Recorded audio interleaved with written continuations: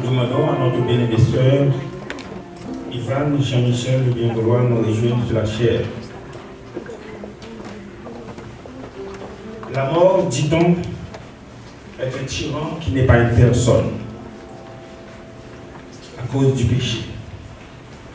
Dès lors, nous ne pouvons nous échapper à ses rigueurs et à son courroux. Cependant, vu dans la perspective paulinienne, notre bien-aimé frère Pierre Saint Louis, ce bâtisseur pour Christ, est parti en héros pour enfin se reposer dans la nuit du tombeau, attendant la bienheureuse espérance promise par son sauveur bien-aimé. Il a eu le temps de vivre pour fonder, consolider et équiper une famille de 9 enfants.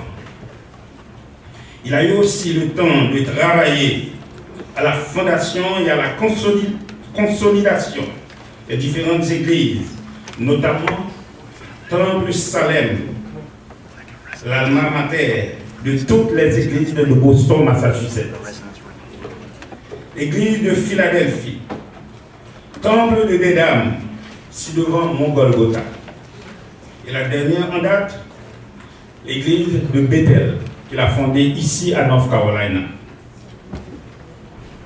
C'est la fille de sa vieillesse. Frère Pierre Saint Louis a réalisé tout cela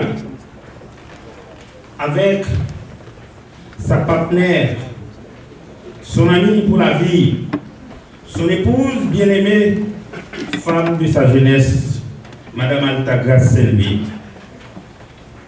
Il a rendu le dernier soupir dans les bras de sa femme, accomplissant ainsi les vœux et les promesses qu'ils se sont jurés, tous les deux, à savoir fidélité et amour jusqu'à la mort. Paix à son âme. Et maintenant, vous allez avoir le privilège d'entendre les mots de bienvenue par notre bien-aimé sœur Yvan Jean-Michel.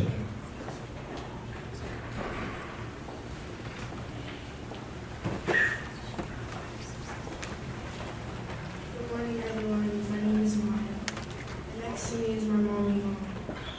On behalf of the entire St. Louis family, I welcome each and every one of you here today as we honor and celebrate the life of my grandpa, Mr. Pierre Saint Louis. A loving father, grandfather, friend, and a devoted husband. Many of you had the honor of knowing him personally and saw the strong and spiritual man that he was, an imperfect man in this imperfect world who chose to follow and serve a wonderful God. We had many opportunities to witness how Grandpa's God never abandoned him. Through his sickness, God always gave him hope and brought him comfort. As his body began to slow down, his spirit remained lifted. Everyone who came to visit Grandpa left with compliments for his approach on life, words of encouragement and support, and always a smile. He would never forget to tell people how much he loved them. When my grandfather put his mind to something, by the grace of God, he would not stop until victory is won. To live 29 years after doctors had given up on you is just proof that Grandpa's life was touched by the hands of God, allowing him to, in return, touch our lives in memorable ways. Everything we now do here today will be in your honor, as we look forward to meeting you again in the gates of heaven. We love you forever, Grandpa, and welcome you all to the celebration of a truly wonderful life well lived. Thank you and God bless.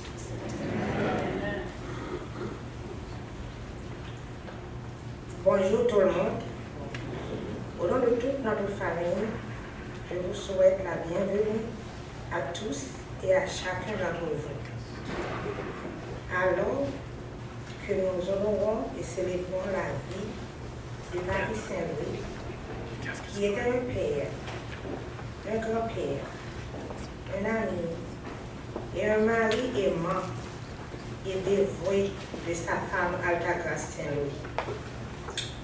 Je sais que beaucoup d'entre vous ont eu l'honneur de lui connaître personnellement et d'avoir vu la force et la spiritualité de l'homme qu'il était.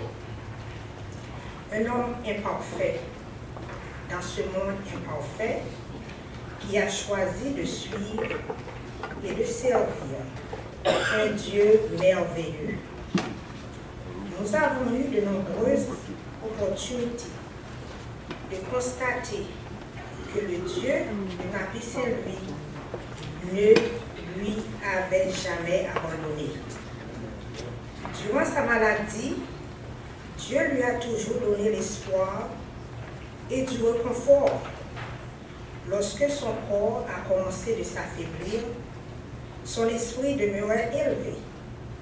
Tous ceux qui sont venus lui rendre visite sont repartis avec des messages de compliments sur sa façon de voir la vie,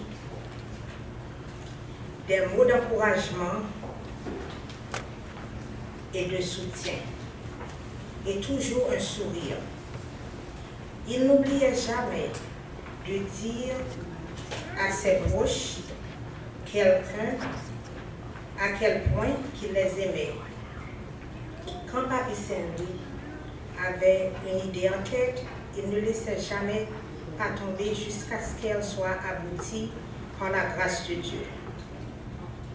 Vivre 29 ans après que les lecteurs aient abandonné le cas de Pierre Saint Louis est une preuve que sa vie a été cachée entre les mains de Dieu, qui lui a permis de venir nous guider dans nos vies de manière inoubliable.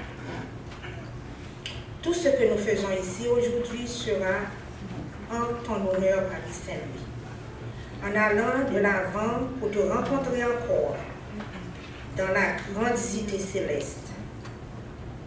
Nous t'aimons à jamais, Pierre Saint Louis, et sur ce mot, nous disons encore bienvenue à tous ici, présents pour la célébration d'une vie merveilleuse et bien vécue. Merci et que Dieu vous bénisse tous.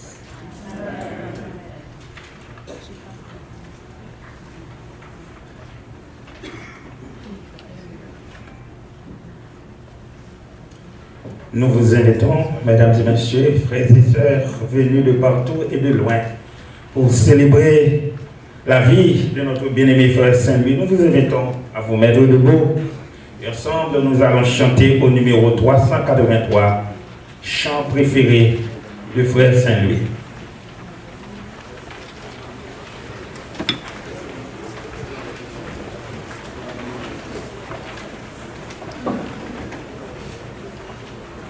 Le chant se trouve dans le programme d'avant-dernière page.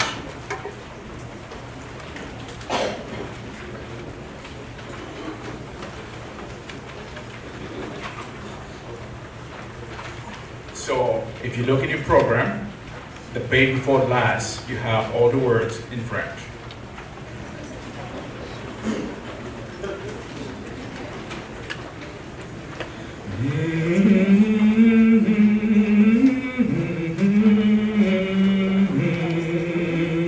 Quel grand secours d'être toujours protégé par Dieu même. Ne craignons rien, il fait tout bien, il nous garde, il nous aime. Ne craignons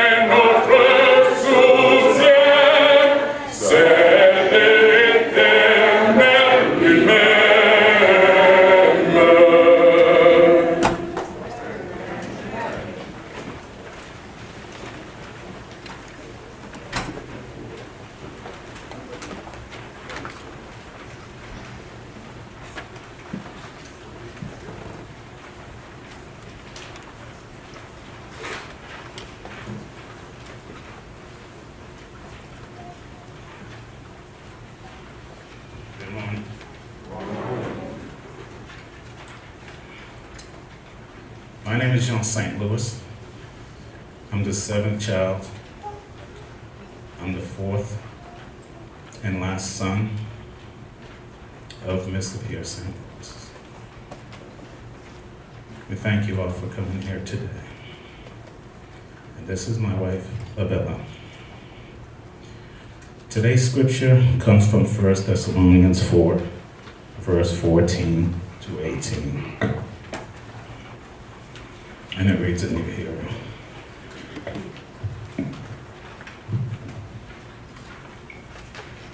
For we believe that Jesus died and rose again. And so we believe that God will bring with Jesus those who have fallen asleep in him.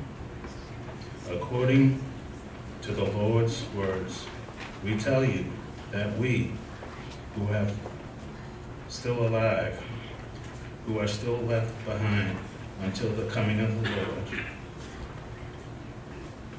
will certainly not precede those who have fallen asleep. For the Lord himself will come down from heaven with a loud comfort, with the voice of the archangels, with the trumpet of the call of God. And then we who are still there, we will rise with those who are in the air, and we shall be with the Lord forever. Therefore, encourage one another with these words. Amen.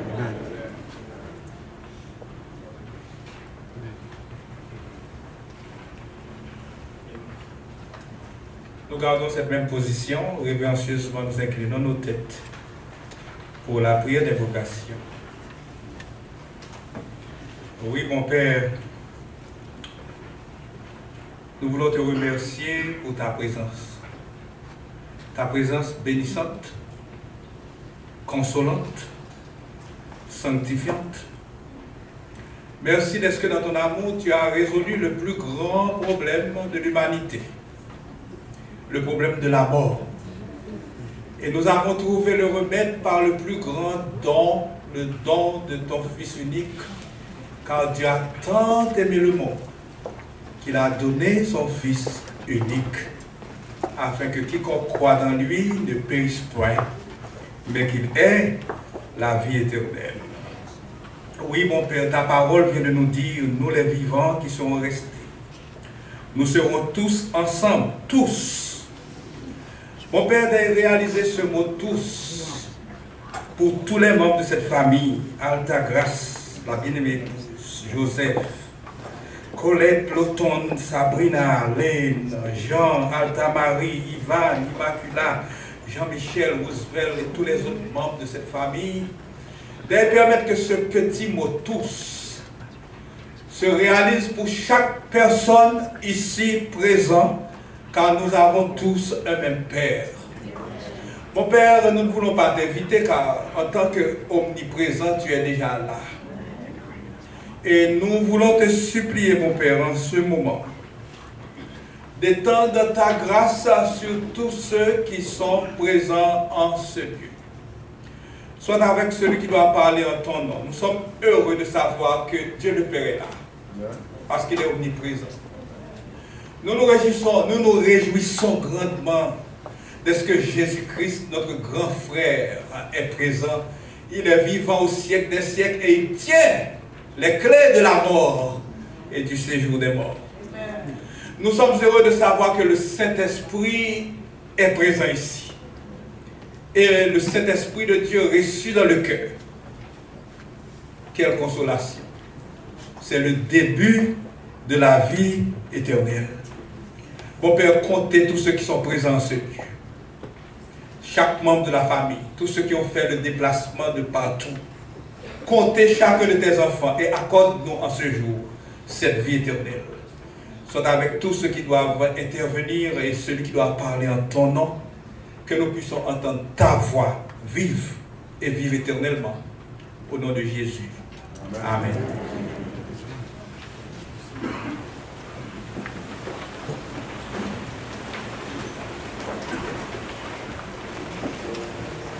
Nous enchaînons avec le programme, demandant aux sœurs Madame Rachel Bodkin, Madame Myriel Oumet et Madame Fritzi de bien vouloir s'avancer pour présenter leur hommage. Tribute to the family.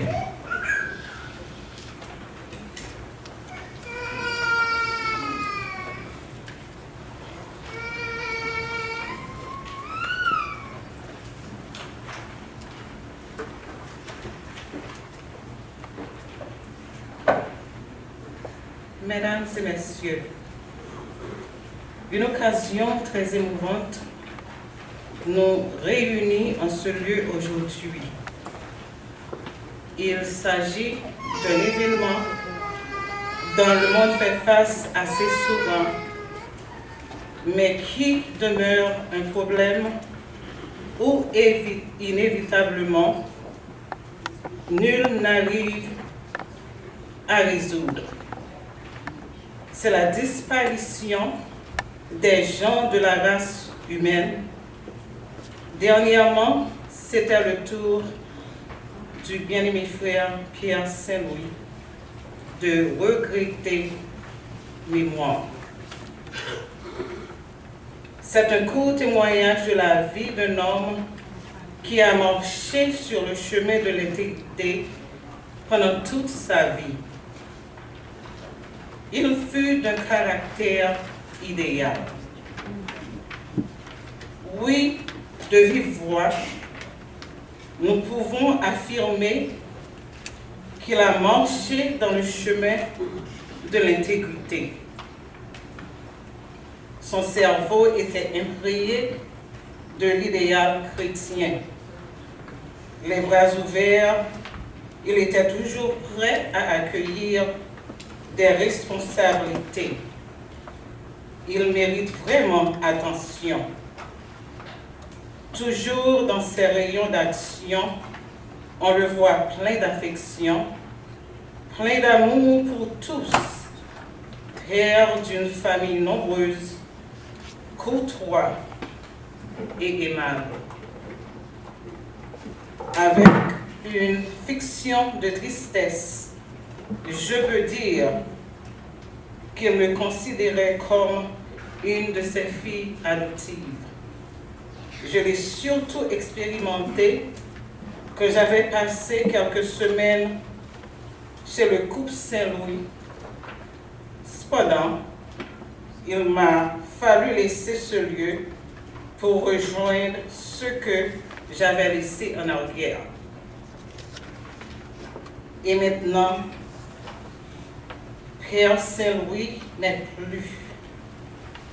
Nous aurions souhaité qu'il vive plus longtemps, mais le mal est que sa vie a pris son terme sur la terre. Nous souhaitons également que bientôt, vous tous qui êtes ici présents, vous n'ayez pas à entendre une humble voix humaine comme la mienne, qui se fera entendre dans une exhortation à la préparation pour le royaume des cieux. Mais que ce sera la voix du Seigneur qu'on entendra proclamer la victoire finale sur le mal, victoire qui nous ouvrira les portes de la vie éternelle.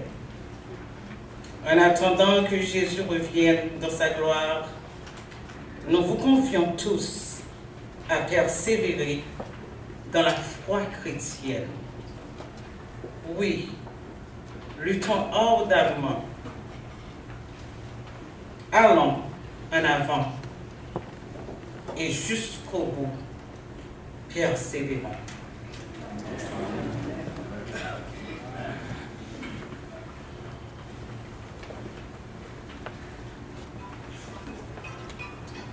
It is said that of all the earthly gifts, friendship is the greatest.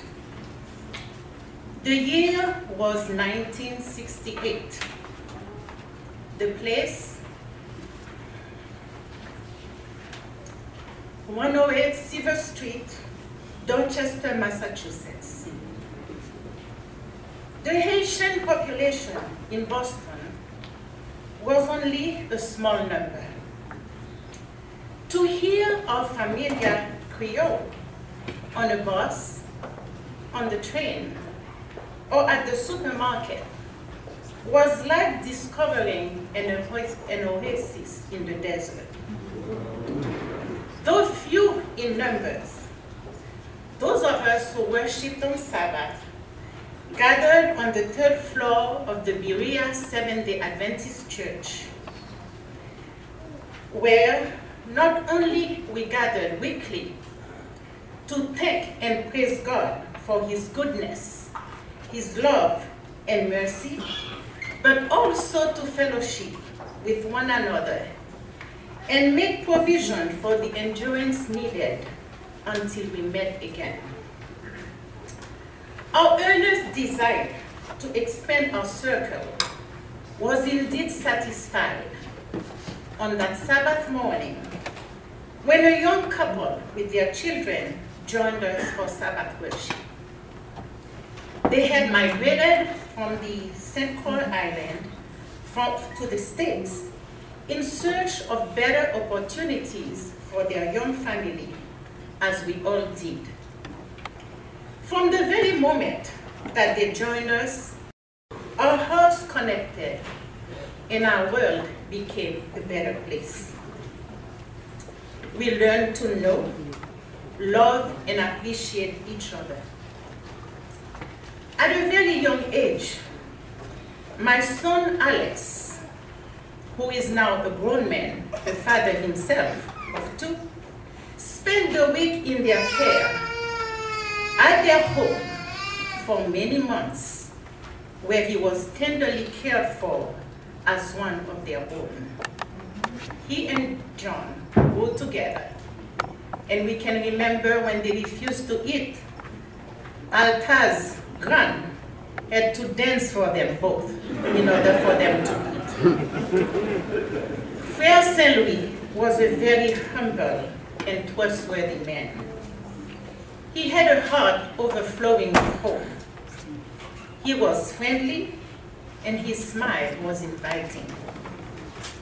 I never saw him lose his temper or raise his voice, even in circumstances that would push him to do so. When interacting with young people, he always had a positive attitude and always encouraged them to aim high. He was a hard-working man, a devoted husband, a responsible father, a faithful servant of God, and a genuine friend. Of the 3 types of friendships figured by Aristotle, the Dubois and Romain families enjoyed a friendship with him whose roots will remain tangled. A friendship of mutual respect and admiration. Just like standing on wet cement leaves footprints behind, Pierre Saint Louis left his footprints in our hearts. We laughed and cried together. We made memories that we shall always cherish. As the caring person that he was, during our last visit with him, October 2018, he never failed to ask us. Every morning he would ask my sister Ellen and I, "Did you sleep well? Did Alta feed you well?" We said, "First, and we had more than we needed." His pacific tone, his warmth, his smile will be greatly missed, because it is hard to forget a friend who gave us so much to remember. Death leaves behind a heartache no one can heal, but love leaves a memory no one can fill. To you, Alcad, his better half.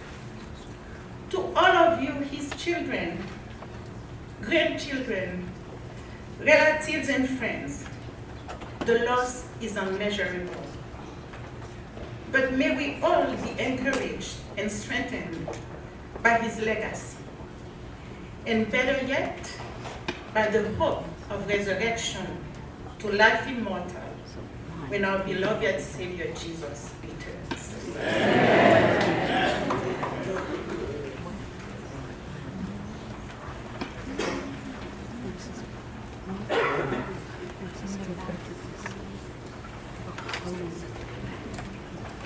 Good morning, everyone. I would like to begin with a confession. I feel totally inadequate to be here standing before you to do this. But I would be remiss if I did not stand here before you to bring greetings on behalf of my family. You see, first we had 9 children. And my husband was one of them. Although he's not Saint Louis by birth, last name. But just like for the Judah children, that he benefited from the love that this family has to offer. And the love that they offer to young people in the Boston area is something that is etched deeply, because when my husband got married and brought me to Boston, the first home that he brought me to is to the Saint Louis family. And I became just like one of the daughters, part of the family. So for this occasion, I feel completely inadequate to stand here before you, because I grieve just the same. I am also the wife of the president of the Northeastern Conference. So in that official capacity, I also bring you greetings on behalf of the Northeastern Conference. The Northeastern Conference grieves the loss of such a memorable man. You see, he is a founding member of 4 churches within Northeastern. This is no small feat. In a day where evangelism is almost getting to become something out of style, when sharing the gospel with others and letting them know that Jesus is coming soon, that there is hope for the world today. Pastor Pierre Saint Louis was one of these people who lived the gospel, who shared Jesus with everyone that he met, who lit the corner where he was. So for this, on behalf of the Northeastern Conference, we mourn the loss of such a giant. And I would like to leave you with a message that my husband, in his capacity as president, could not be here today, and I cannot stand and replace him or stand in his footsteps. This is just my husband and I'm his wife.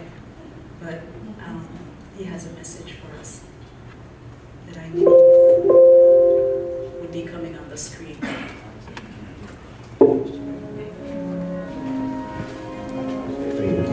Today we pause to remember a life well lived. Growing up in Boston, we would often pass the billboard of a company that made gravestones in our neighborhood. Their slogan stated, "If a life is well lived, it is worth remembering." All who know Pierre Saint Louis must acknowledge that this was indeed a life well lived. His sudden disappearance leaves a void in our hearts. It seems to us that a bright star in God's universe has been extinguished. His life was well lived as an immigrant who arrived in America with dreams and aspirations of a better life and the drive to make those dreams a reality. Had today's politicians and critics been given the opportunity to comment on the merits of his entry, they would have said, "Don't let him in, he has no skills. Don't let him in, he's from a basket case country. Don't let him in, he has nothing to contribute." How wrong they would have been, and how much more we would have lost. Pierre Saint Louis came to America with a determination to succeed, and that he did. He was the personification of the American work ethic. No job or occupation was beneath him. It did not matter if it was hard or arduous, as long as it was honest. One of the early challenges he faced was securing decent housing for his large family. Shortly arriving in Boston, he had difficulty renting an apartment and adequate housing. He went from landlord to landlord, but after discovering that he and his wife had 8 children, nobody wanted to rent to him. His solution was to work hard and purchase his own house. He also lived well as an entrepreneur and businessman. The pioneering, daring spirit inspired Sister and Brother Saint Louis to establish various businesses. The store and the restaurant in Cotton Square, the shops, the restaurant, the business on River Street, the real estate transactions on Blue Hill Avenue and River Street revealed him to be a capable negotiator. He lived well as a servant of God, building up his kingdom.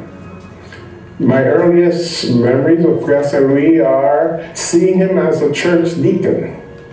This was a time when adults worked together to ensure and enforce discipline. I'm still a little upset with him that he busted me one time running around in church and told my parents after Wednesday night prayer meeting. And I can say that that night I experienced the laying on of hands both at church and at home, and I don't mean consecration. Pierre Saint Louis would go on to serve as a head deacon, elder, first elder, and treasurer. He was passionate about the church. His desire was to see God's church prosper and have the best. He never denied the church his time, his talents, or his financial resources. Pierre Saint Louis was a founding member of several churches in the Northeastern Conference. The St. Louis family is one of the founding families of Temple Salem in Boston. Today, that church is the largest church numerically in the Northeastern Conference. After founding Temple Salem, they went on to establish a company in the living room of his home in Medford. Today, that little church has developed into the 700-member Philadelphia Church in Malden, Massachusetts. And again, in 1990, he was a founding member of the Golgotha Church, a vibrant congregation approaching 200 members. His passion for church and church planting did not stop upon departing the Northeastern Conference. We can find his fingerprints at the Dedham Temple in Massachusetts, and again at the Bethel Haitian Seventh-day Adventist Church in Raleigh, North Carolina. I suspect that had the Lord granted him a few more years, he would have planted a few more churches. Finally, Pierre Saint Louis demonstrated a life well lived as a father and husband. His devotion and commitment to the love of his life, Charles Lagasse, is beyond question. For the 59 years of marriage that they shared, no one can ever say that he abused or mistreated her. He treated her with dignity and honor, thereby teaching his own sons the correct way to love a woman. He succeeded in raising 8 children who have succeeded in life. His goal was to ensure for them the education and opportunities that eluded him. His spiritual guidance and paternal instinct were key in preventing his children from being stereotyped into underachieving statistical expectations. To the contrary, the presence of a loving father resulted in 100% academic success to a family that today consists of 2 medical doctors, 2 attorneys, a PhD nurse, 2 business executives, and a clinical researcher. Pierre Saint Louis lived a life well lived. He fought the good fight, he finished the race, and he kept the faith. This patriarch's last desire was to be reunited one day with his entire family. Let us who remain labor to make that great reunion a reality. Until then, may God bless you and give you his peace. May he wipe away your tears and give you comfort. Thank you, and God bless you.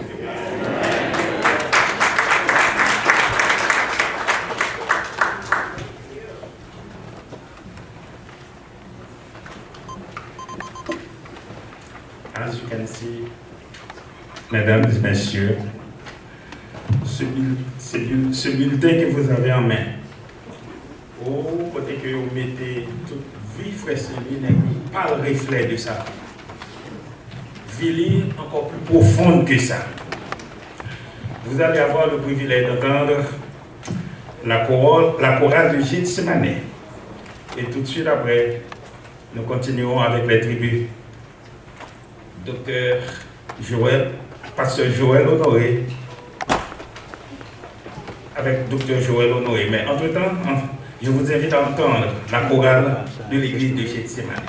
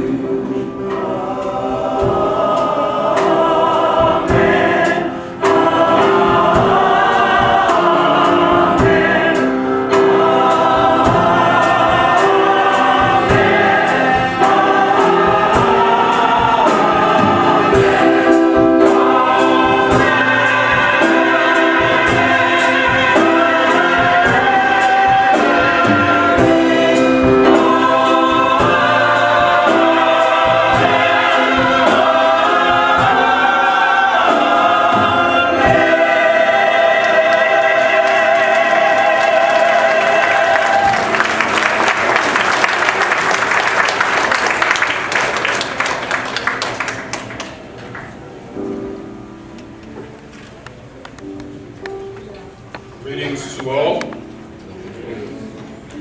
thank Colette for giving me the opportunity to share up here, and George you all for giving me just a few moments to bring my greetings on behalf of my wife June and my children and the honorees.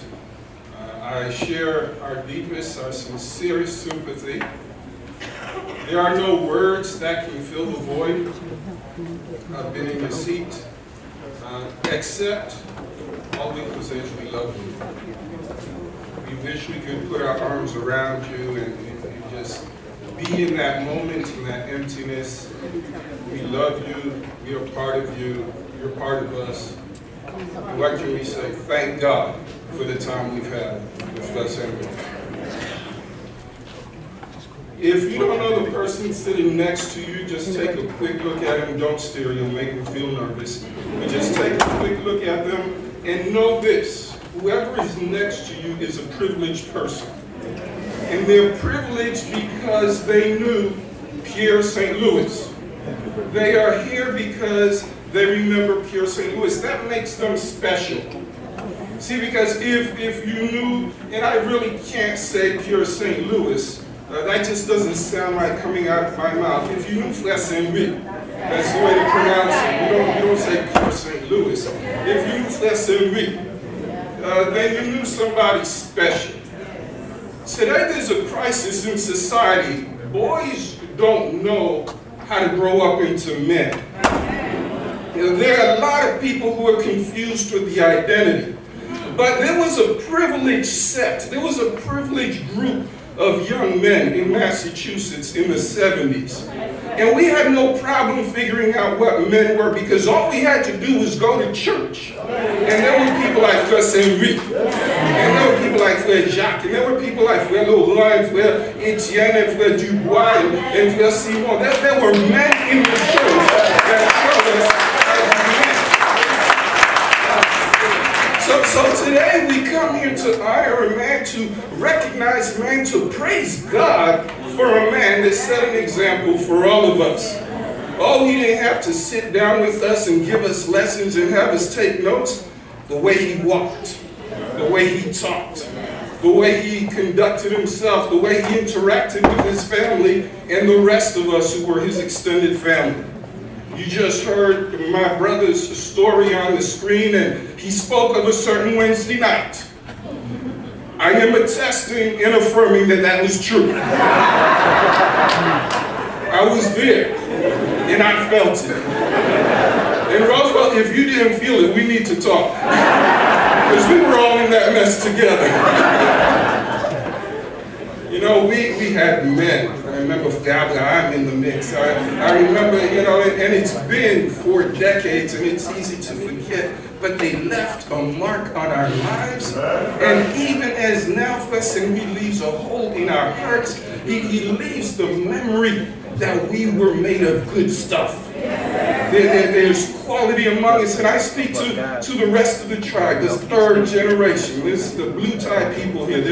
You're more than a family, more than a tribe, more than a clan. I guess you call that what, St. Louis Nation? But I speak to the rest of you. You saw your grandfather. You may not have known him at his prime, but you knew a great man. Make sure that the rest of your life reflects the greatness that is in your blood, that is in your genes.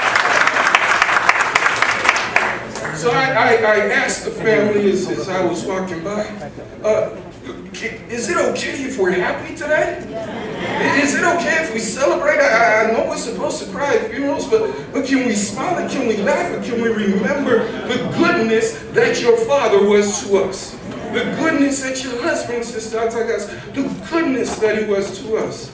We are privileged people. We are blessed people. We should be praising God because we had a man like this in our lives. And for that we say, thank you, Lord. And I invite all of you to say with me, praise the Lord. Praise the Lord.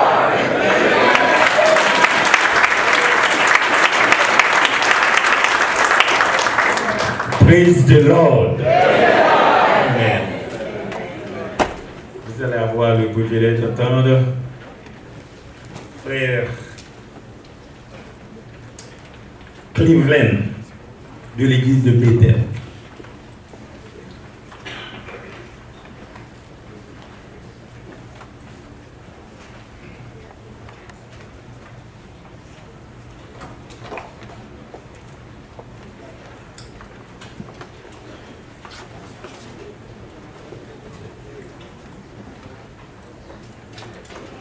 Distingués parents, proches et amis de la famille du défunt, mesdames, messieurs, ce matin, nous venons apporter un superbe adieu à notre bien-aimé frère Saint Louis, un père, un ancien d'église, ancien de l'église adventiste haïtienne de Raleigh, que je représente. Je tiens à vous dire dans ces moments difficiles qu'on partage votre chagrin et qu'on vous présente nos sincères condoléances. Aussi, me bornerai-je à rappeler la part considérable qu'il a prise dans l'édification de l'église adventiste haïtienne de Raleigh. Dès son arrivée ici, constatant qu'il n'y avait pas d'église adventiste haïtienne, constatant qu'il y avait une communauté haïtienne de plus en plus grandissante, il a décidé, avec l'aide d'autres amis, de fonder une église haïtienne, une église adventiste, dont nous tous nous sommes fiers. Il y a un proverbe latin qui dit Bona opino hominum futio pecunae est. L'estime des hommes est un trésor plus sûr que les richesses. Notre bien-aimé ne nous a pas peut-être laissé des millions de dollars, des châteaux, à ce que je sache, mais il nous a laissé son sens d'humour, il nous a laissé son sens du devoir, son sens de vouloir servir les autres, des fois à ses risques et périls, son sens de vouloir toujours envie de créer une église, là où il n'y en a pas. Oui, notre bien-aimé nous a laissé l'image d'un mari protecteur, d'un père respectueux, d'un grand-père adorable, d'un ancien église toujours animé du désir de prêcher l'évangile. Pour nous, comme pour tout chrétien, ces actes sont beaucoup plus importants, car, comme a dit la Bible, une bonne réputation vaut mieux que le meilleur des parfums. Oui, notre bien-aimé jouissait d'une bonne réputation. Durant le laps de temps que j'ai eu à le côtoyer, j'ai pu remarquer qu'il était un homme de Dieu, un bon chrétien et un très bon haïtien en plus. À nous tous ici présents, ce matin, j'aimerais que nous retenions de la vie de notre bien-aimé frère Saint Louis tout ce qu'il y a de bon, tout ce qu'il y a de bien, d'utile à nous approcher plus près de Dieu. Ce matin, une personne que nous aimons tous est partie, mais ne sera pas oubliée, car même si la vie est éphémère, mais le souvenir d'un être cher restera. Nous vous souhaitons beaucoup de courage et que Yahweh, le grand consolateur, nous réconforte et nous aide à passer ce triste moment. Merci.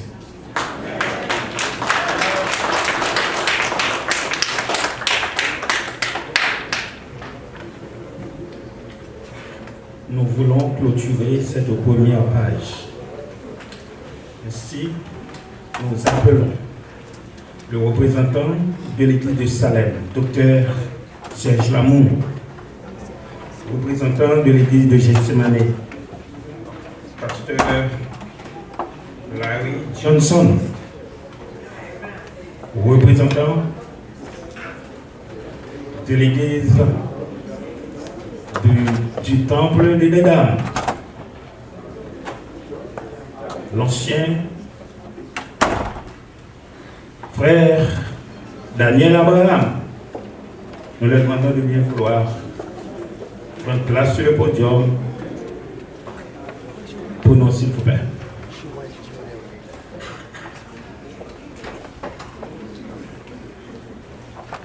We ask Pastor Johnson to join us.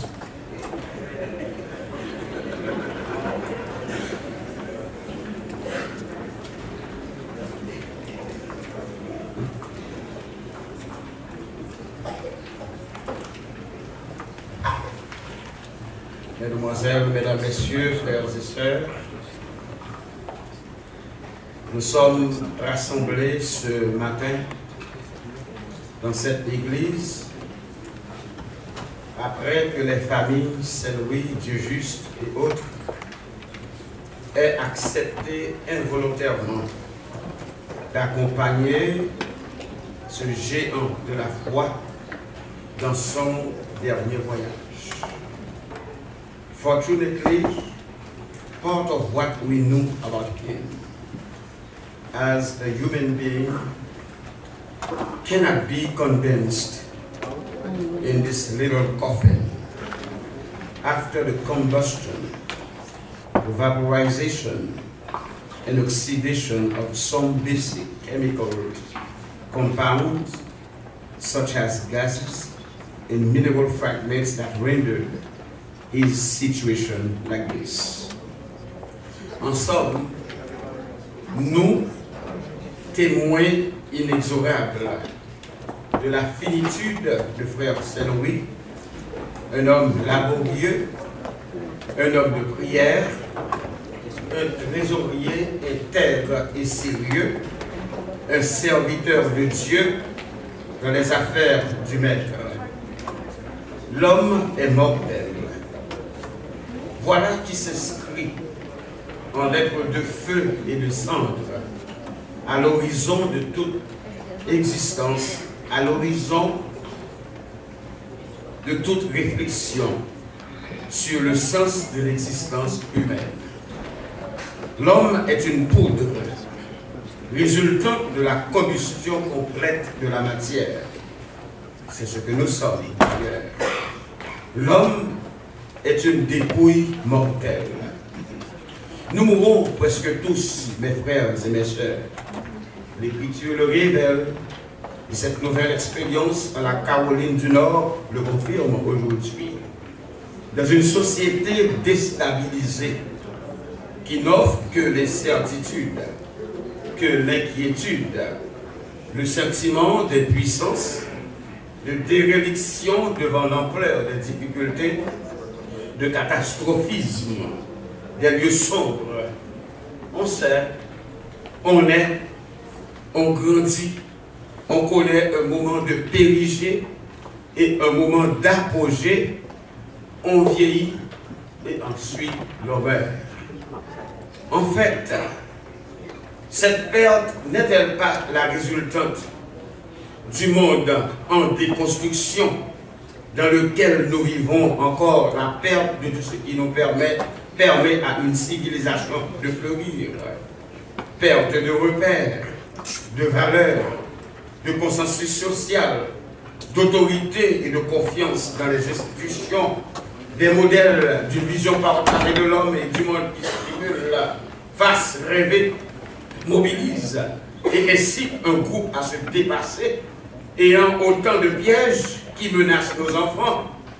Je peux citer l'individualisme exacerbé, chacun pour soi, survivre à n'importe quel prix, le fondamentalisme ou le refus des groupes passéistes et exclusifs, voire extrémistes, fanatiques, violents, dont on sait l'attraction sur les jeunes désarmés et désorientés, le matérialisme, la société de consommation toujours plus, les paradis artificiels qu'on appelle les drogues aujourd'hui, le refuge dans le virtuel, soumise à la tyrannie de la finance, de la déshumanisation, la mécanisation du monde du travail, où l'homme vide de son humanité, interdit des relations humaines, est transformé en machine et objet jetable, comme on sent le burn-out, les suicides au travail devenus banals.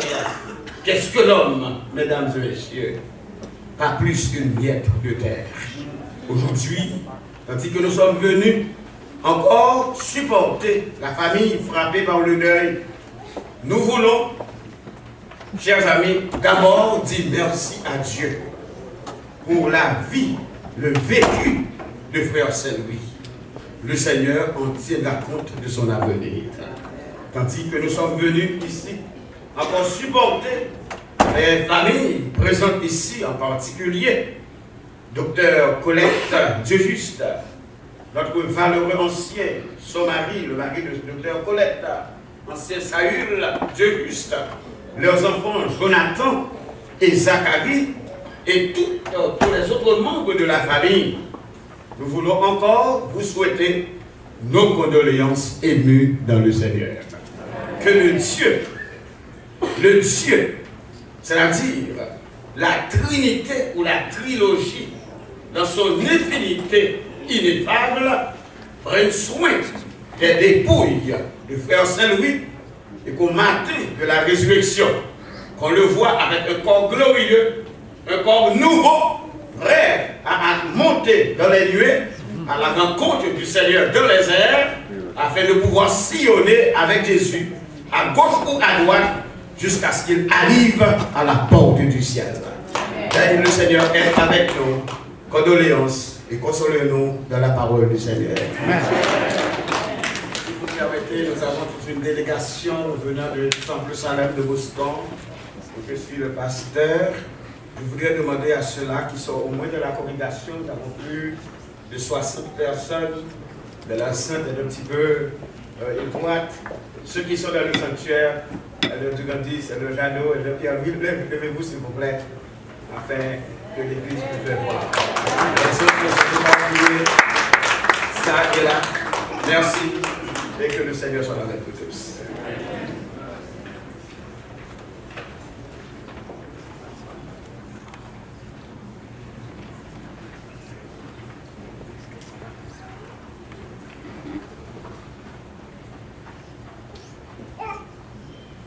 Today I have a humble privilege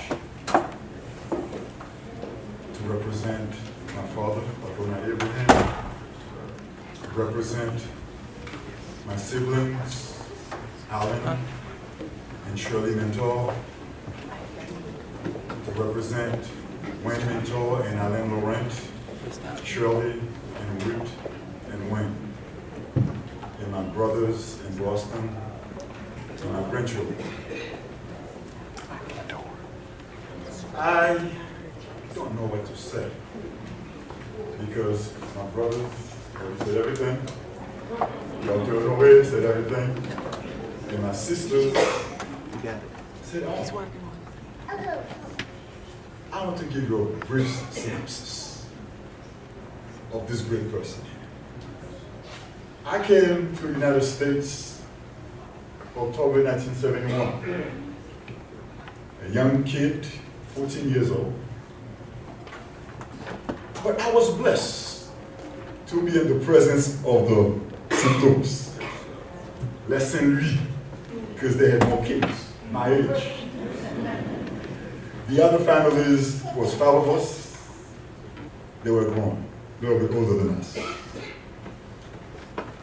But on Sundays and Sabbath, we had a wonderful time. Last time Temple Salem was celebrating their anniversary, we still have that album. I see myself and Dr. Marcel, you know, little kids, you know, just sitting downstairs at Berea, you know, learning what is the purpose of life and who is God, that we believe in. Frère Saint Louis at that time was living in Medford. And if you go to Medford today, you're going to find a church. Started his home. You're talking about church planting? Frère Saint Louis began the word led street. Everywhere you went. When we moved to Temple Salem in 1972, when we had our first pastor,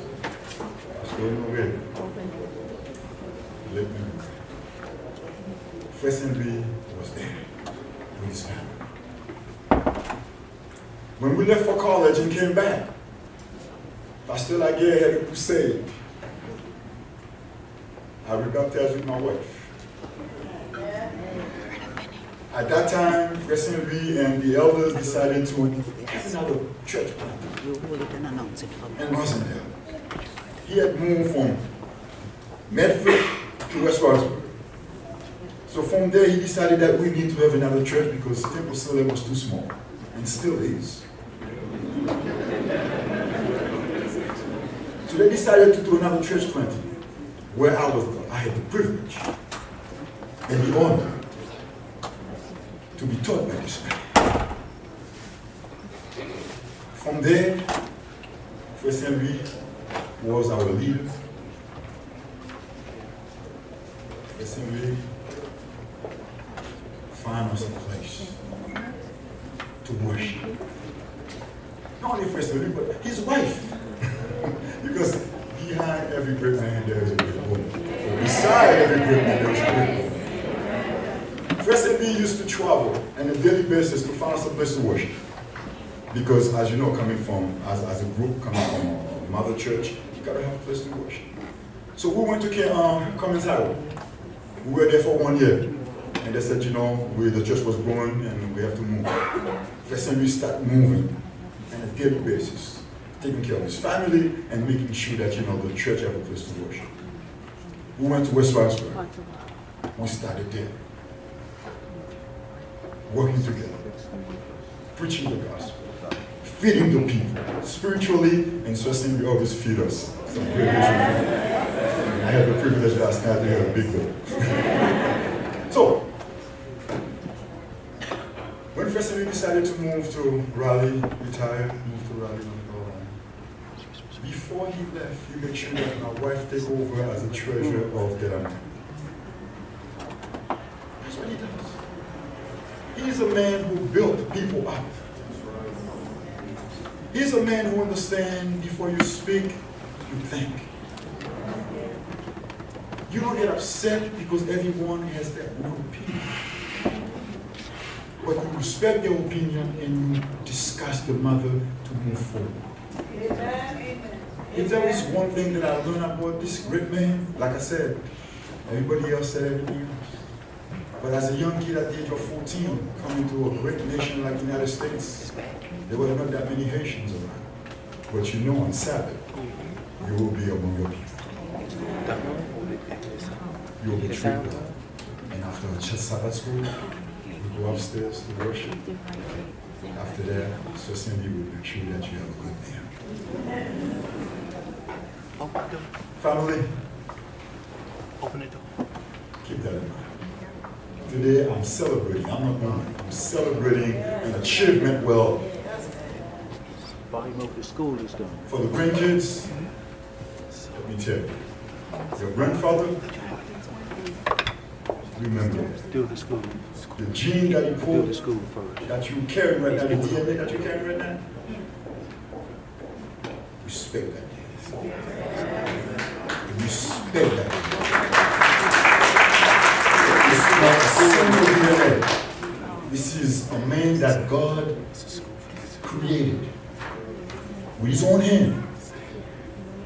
And he understands the purpose that God had given him.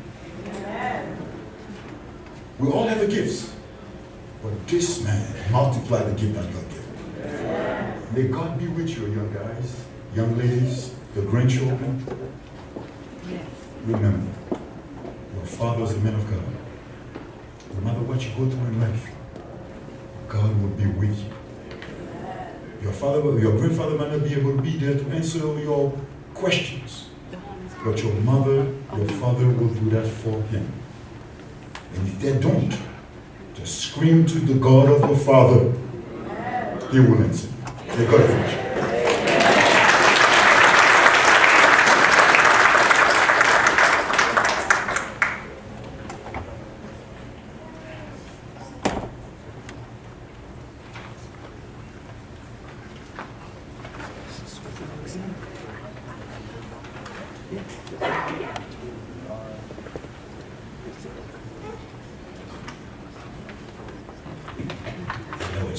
programs.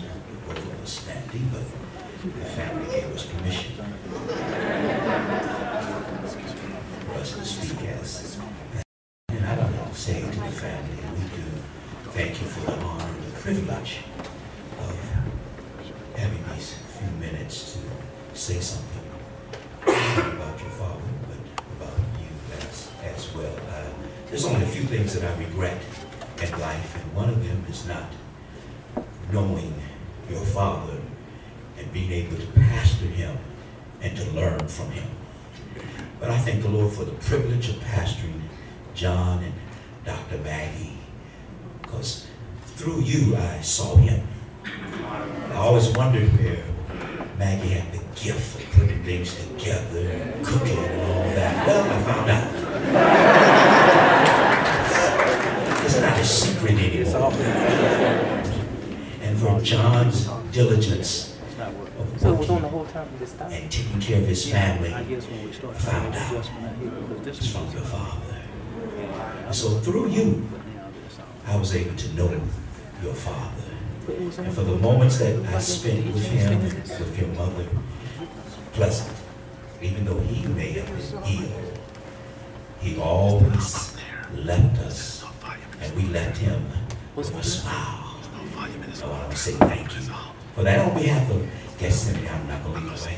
And on behalf of Gethsemane and elders and deacons, we want to say to the entire family that when you're away from home, this is your home. You are welcome with open arms, with love, peace, and with joy. You will find it here at Gethsemane. So this is your home away from home. May God bless you. In the Seventh-day Adventist Church, the pastoral family is relocated often. And so it is indeed a privilege when we are accepted by a family. The St. Louis family have accepted us, and we at the Gethsemane family truly love you and thank you for your love. To the grandchildren, I want to remind you of the point that your granddaddy is asleep.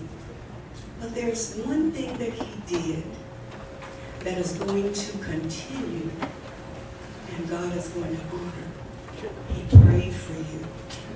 Those prayers are not in the grave with you. Those prayers live on.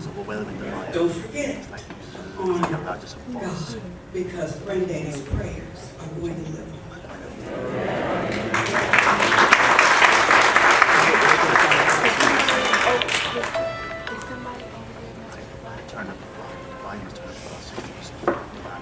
We call Brother Woodson Saint Louis to come forward. He's going to read for you the obituary of his father. Please listen to it.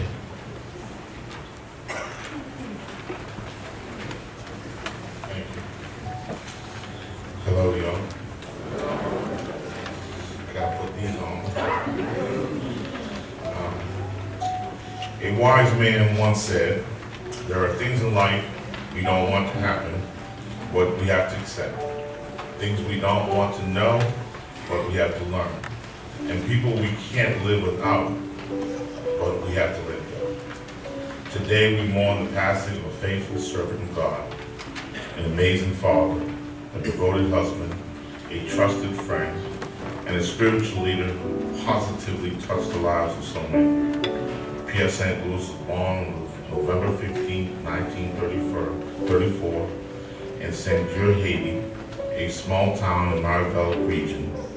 After completing his primary and secondary education, he met the love of his life, Altagrace Florival. In 1958, at a family event in Cabaret, Haiti. The couple married on October 15, 1959, a union nearly 60 years. Mr. St. Louis and his wife left Haiti in 1966 for St. Croix, U.S. Virgin Islands. In 1968, they moved to Boston and later in Medford, Massachusetts to raise their family.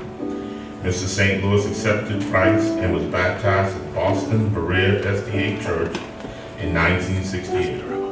He placed God first in everything he did, and the family held both morning and evening prayers together. Among Mr. St. Louis' proud lifetime achievement was helping to establish 4 Haitian Seventh-day Adventist churches throughout the greater Boston area: Temple Salem in Boston, Philadelphia in Malden, Nobletown in West Roxbury, and the Dedham Temple in Dedham. He served in several leadership positions at each church, including deacon, treasurer, and elder. After retiring in 2005 to Raleigh, North Carolina, Mr. St. Louis helped form the Bethel Haitian Seventh-day Adventist Church in September 2007. Additionally, Mr. St. Louis and his wife were also proud to have encouraged and supported the education of their children. As a result, all of them earned college degrees, while some were also awarded postgraduate degrees. Professionally, Mr. St. Louis worked diligently to sustain his family, his household.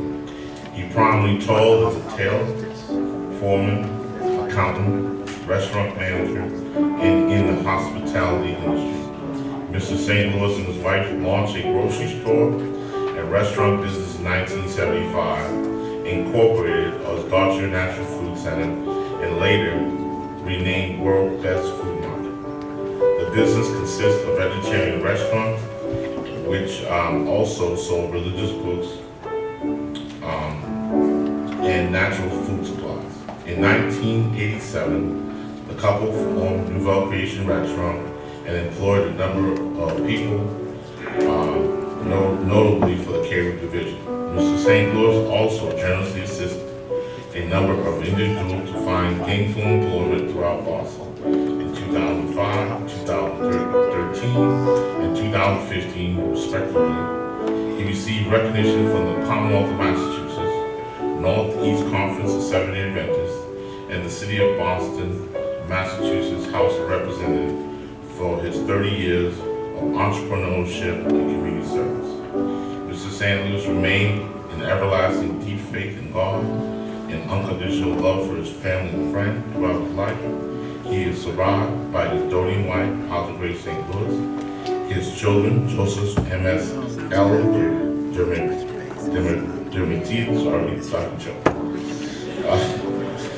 Colette, Saul, Jesus, Lynn, Renette, Billy S. St. Louis, Roosevelt, and Robin St. Louis, Immaculata, Steve Martin St. Louis, Sabrina and Donovan Frazier, Jean Brunel and Abel St. Louis, Alka, Marie St. Louis, Yvonne, Jean-Michel, Maxime, and Roselyne Icordinel.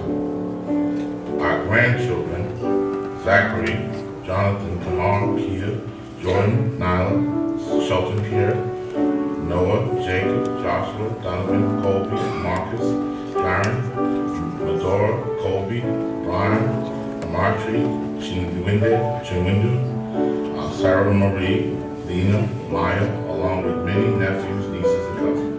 Mr. St. Louis' goodness and humility will be missed, and his spirit shall continue to live in the minds and the hearts of loved ones forever. I just have a few personal remarks of myself, of my own. A lot of it has been stolen, today. But what I do know, I'll let you know that I did mischiefs with 2 pastors. You know what I mean? So, you know, it wasn't so bad, you know?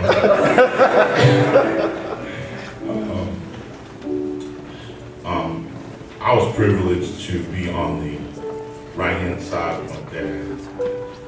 As early as I could remember, 9 years old, that we were sanding benches at Salem Church, Temple, and my fingers could get into the crux. So we had Frère Neuf, Frère Dubois, Frère Simon, leading the movement to get the church together at the sanctuary as they worship in the basement. And with Pastor Honore leading us, you know, they got that church together. And from there, being deacon, and he had that stern look that everybody was afraid of. Some of y'all know what I'm talking about. He wouldn't really raise his voice, but he would give you that look. Unfortunately, that look went away for his grandkids. You know, they don't get that look no more. I don't know where that happened. You know, but I was privileged to be on his side and seeing his example. You know, when people talk about the example that he provided, you know, he didn't have to say much, he just did it. You know, he showed you, he didn't just talk about it, you know. And I can say that to this day, when I have to go someplace, right, I have to travel, and his discipline, I'm like, okay, do I remember everything? And all of a sudden I go,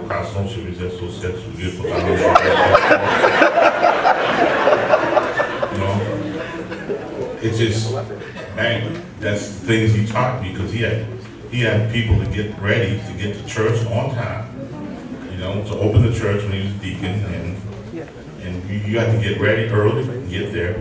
So he taught you, he does not have time to check on you. You got to get ready. And those things are things that are embedded in your mind, and you find out at 55 years old, you're still using some of those things. You know. He had a love for people. He just taught us all how to love people. He taught us to have a heart of service to people. And every one of us, like it or not, that's how we are, you know? And that's because of him and my mom and what they did. When people would come over the house, my dad did a little bragging now. And the way he would do it, he said, "Did you eat? Did you eat?" Because he knew if you ate, yeah, you got some of that good food he gets all the time, you know. So, you know, he loved my mom. He taught us how to be a husband, how to be a father. He had an enduring and attentive relationship. When he was declining, I asked him, my mom was like, you gotta eat. He wasn't eating. Well, my mom was fussing. And I said, "Dad, do you want me to call the police?"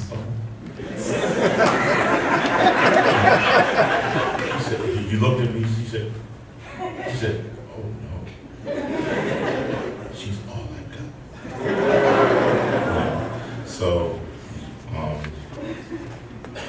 So you know, we always played around, and as he built up in the community, the businesses that we had, and it was one of the grocery stores was Dodger Natural Foods, and we used to get calls all the time when we moved to Mattapan and say, "What are y'all, stupid? This is Mattapan, this ain't Dorchester." And so we realized, okay, we got to change the name, because we're in a different city and we're calling the grocery store the city that we used to be in. So people are getting confused and saying, "Well, you all don't know where you all are at." So we decided to change the name, and I said, "What do you want to call it?" He said, "Of course, World Best Food Market. This is the World Best Food Market." He meant it. He is the best place to be. And I don't know, but I sense that it was all part of the same thing. he was trying to reach people wherever they were. And if they came through that store, he wasn't letting you go. He was going to tell you about Christ. He was going to share that story with you. And so I sense that, you know, that was a motivation. You know, that everything he did for Christ. You know, and he brags about his kids. He loves his kids. He loves us. And but he was a stickler about education, but he didn't push it on us. You just knew the expectation, you know, was to do the best you could, because he knew who he served, and he knew that the person that the God he serves is going to make everything all right. Amen. And for that, you know, I know he did a job well done. He was a good and faithful servant. We're going to miss him.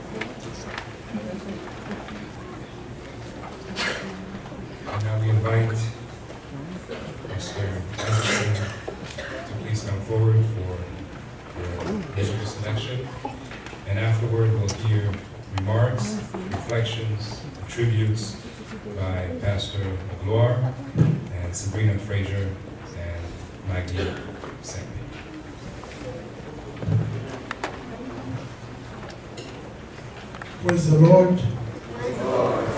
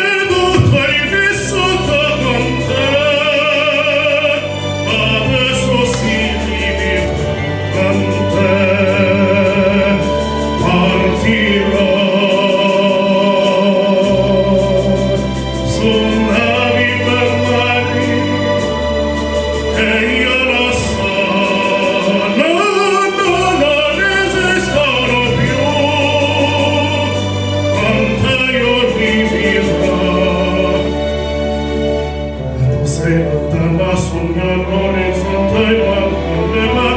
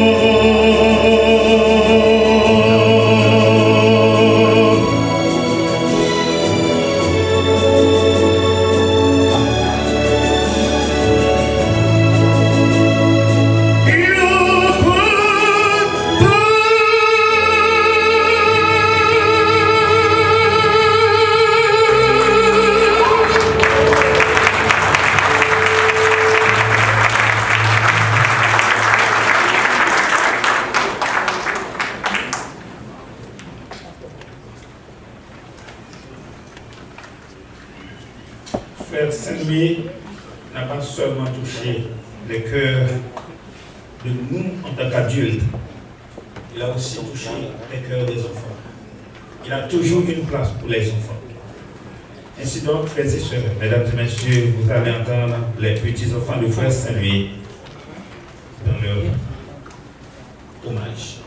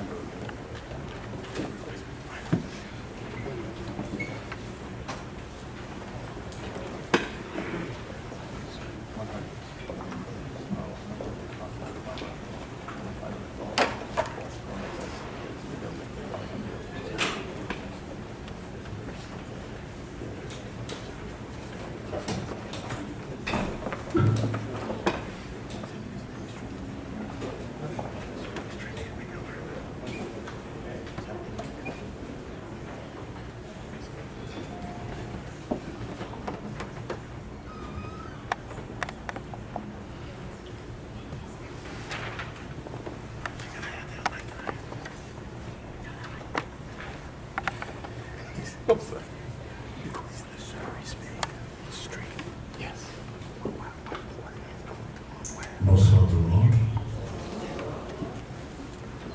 J'ai pour le nom de l'église de Dillard.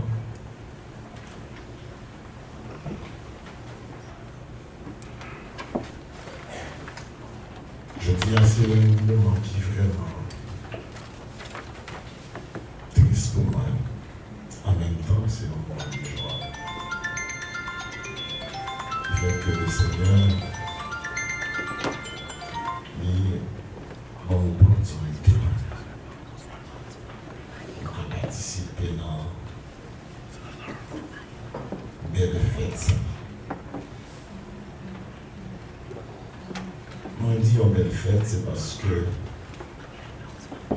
moi, j'ai assurance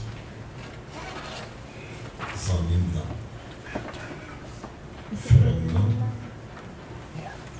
L'unique homme, ça arrive pour qu'il est parce que pas qu'il est encore, il va aussi. De Paris, laissez mon fils, certes. De Paris, laissez mon tristesse. Mais de partout, il laisse fournir nos réflexions pour dire qui est-ce qui a remplacé Pierre Saint Louis. Au cas de tout le monde qui est dans la salle là, peut-être on va demander combien de monde qui sont à Haïti. Avant de te déplacer, nous pouvons te quitter le slogan ça dans des familles. On dit pour papa là, c'est pas peut-être moyen économique ou autre, c'est celle-ci qui a des moyens pour nous battre là. Parce que faites ça, on ne peut pas là. Laissez-moi parler ce qu'on dit non. Si tu as gagné un monde qui a une capacité, qui t'a campé même dans la petite, pour t'a dit qu'il a remplacé vaillant homme ça, je pense que tout le monde a de médaille. Ou t'as de couronne. Pierre Saint Louis, c'est un monde qui laisse une page tout ouverte. La caillou. À chaque fois, madame m'a dit, pourquoi il dit ça passe. Tant passé avec madame malade, là, chaque jour, dit, est-ce que manger? Comment fait qu'on a un monde qui a souffert, qui a dit, est-ce que manger? Parce que c'est quand même dans mon caillou. Nous nous sentons bien, nous nous sentons fiers, parce que je dis, une plante qui va jamais. Tout ça va lever et me sentir les filles lever sans joie à camper pour recevoir. Pas simplement comme t'as dit un fruit qui a fait joie sur la non, mais un fruit qui a senti qu'il y a une image de Dieu sur la terre qui levait et calait. Parce qu'il t'a dit, venez, mon fils, mon fidèle serviteur. Il fait que tu suis comme ça. Il t'a servi, mon Dieu, fidèle. Moi, merci tout le monde. Soit de près ou de loin. Peut-être je dis à qui à peine connaît le visage ça. Pour nous, merci. Parce que tu es venu pour parler de moi. Avec mes alta grâce. Joe, Ozel, Len, John, Colette, Maggie, Alta, Sabrina. On nous serre les rangs, on nous rapproche plus pour nous quitter. Image ça pour l'autre bon par exemple, pour dire. C'est en famille, non seulement d'habiter, mais lorsque nous arrivons, nous sortons de planète fin sonner pour nous dire vraiment, papa ça, il était lancé, il a fui, il était bas et grain ça, il a produit pour faire l'autre monde et l'autre petit qu'on a que famille Saint-Louis. C'est ça. Il est lancé de l'instant et pour tout continuer. Que les cieux vous bénissent.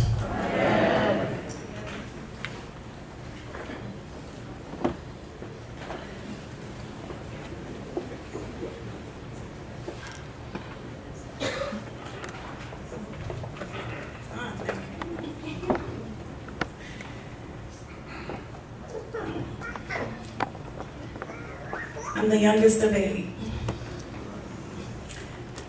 I share the same name as my mother. When I was younger, I would hear my father calling, Alta, Alta. I would ignore him. My friends would say, you better answer your father, you're gonna get in big trouble. I'm like, no, I'm not. I recall coming home from college. I walked into the kitchen and I heard my father calling, Alta, Alta. I ignored him.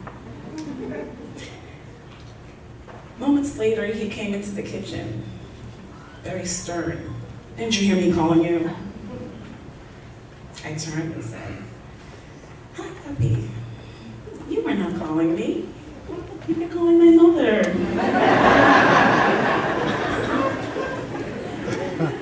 He said, why do you think I was calling your mother? I said, why were you calling me like that? He said, calling you like what? I said, calling you like that.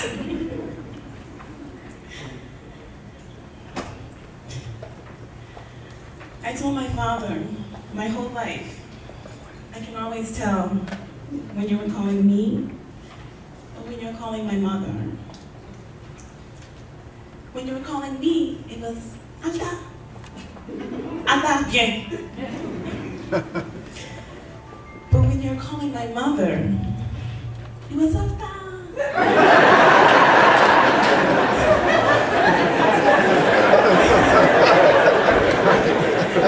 I said, you sing when you say my mother's name. It's Anda. It's so sweet, it's like music. But me, I get Alda.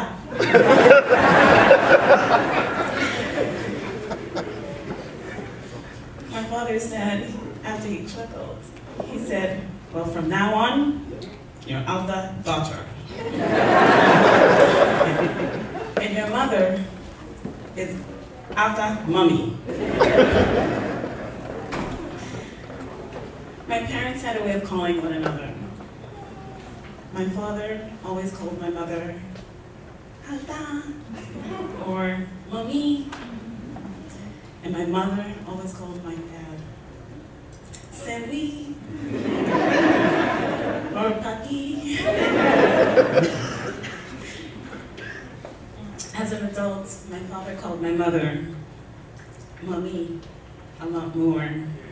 However, once in a while, he would call her by her name, Alda. But if I was in the room, he would say, Alda mother.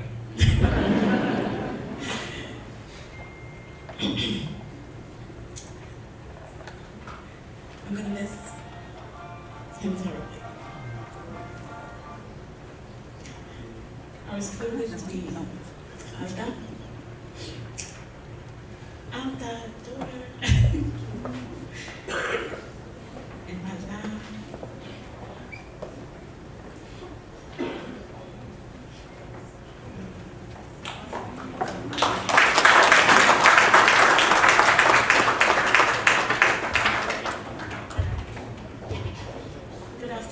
Good morning or afternoon, I'm not sure. Good morning to everyone, and thank you so much for coming.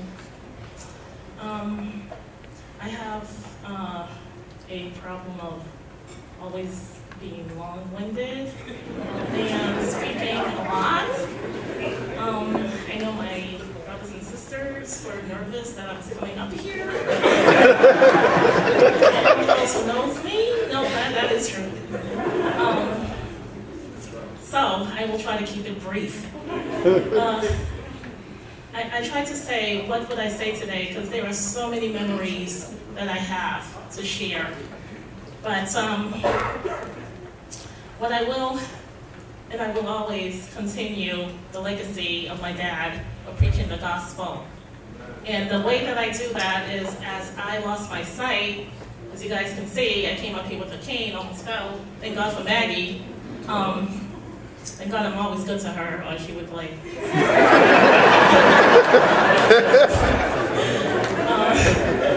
Blessings to all my brothers and sisters.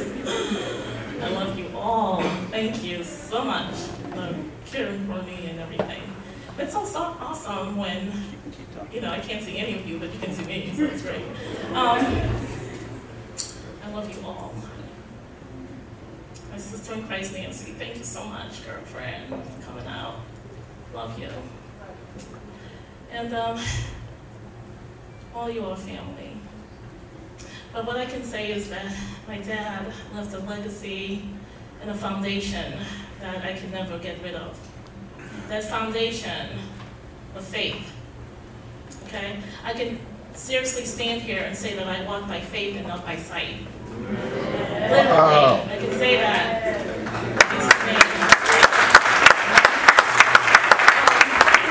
Pastor Johnson was so kind to say that when I'm not in my home church, that I can come here and give God praise and worship. I think the whole Gethsemane church knows me, right? Because when I come here, I think I'm the only one screaming and giving God all the praise. All the praise. Right, Sister Iris? Yes. Yes, I do. And I am not ashamed because, you know what? I can't see you all looking at me, so it's okay.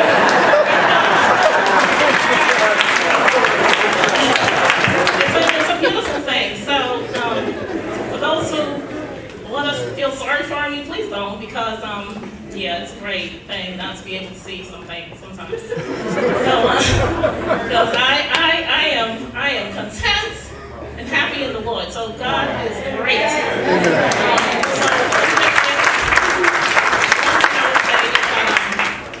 Really briefly, I don't know if one of my favorite pastors, Pastor Edward, are you in the house? Yes. Yes, he is. Yay. Okay. And my sister in Christ, JT. All right. Yay. All right. I have to say this really quickly.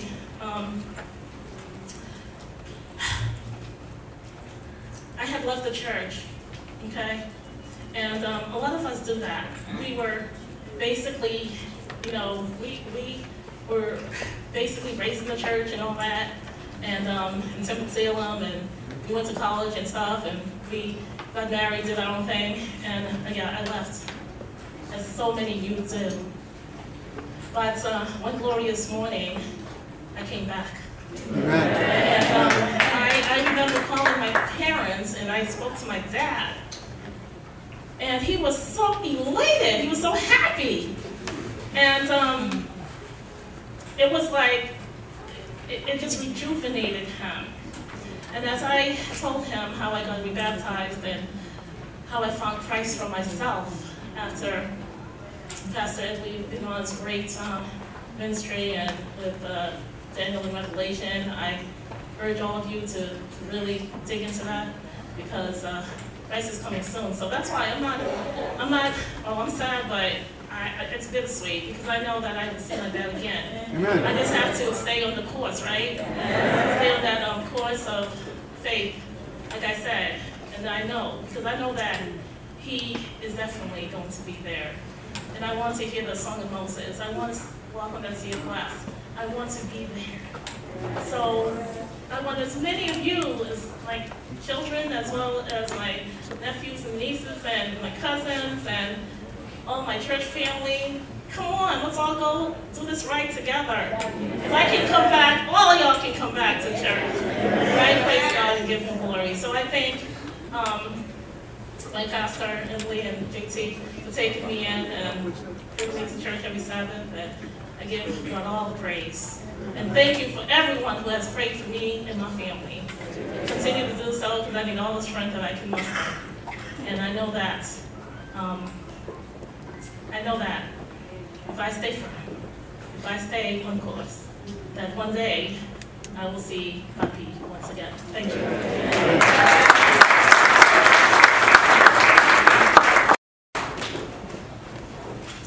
Good afternoon, everybody. If you thought you were coming to a funeral, of course, by now you know we're here to celebrate. Well loved and live a good life.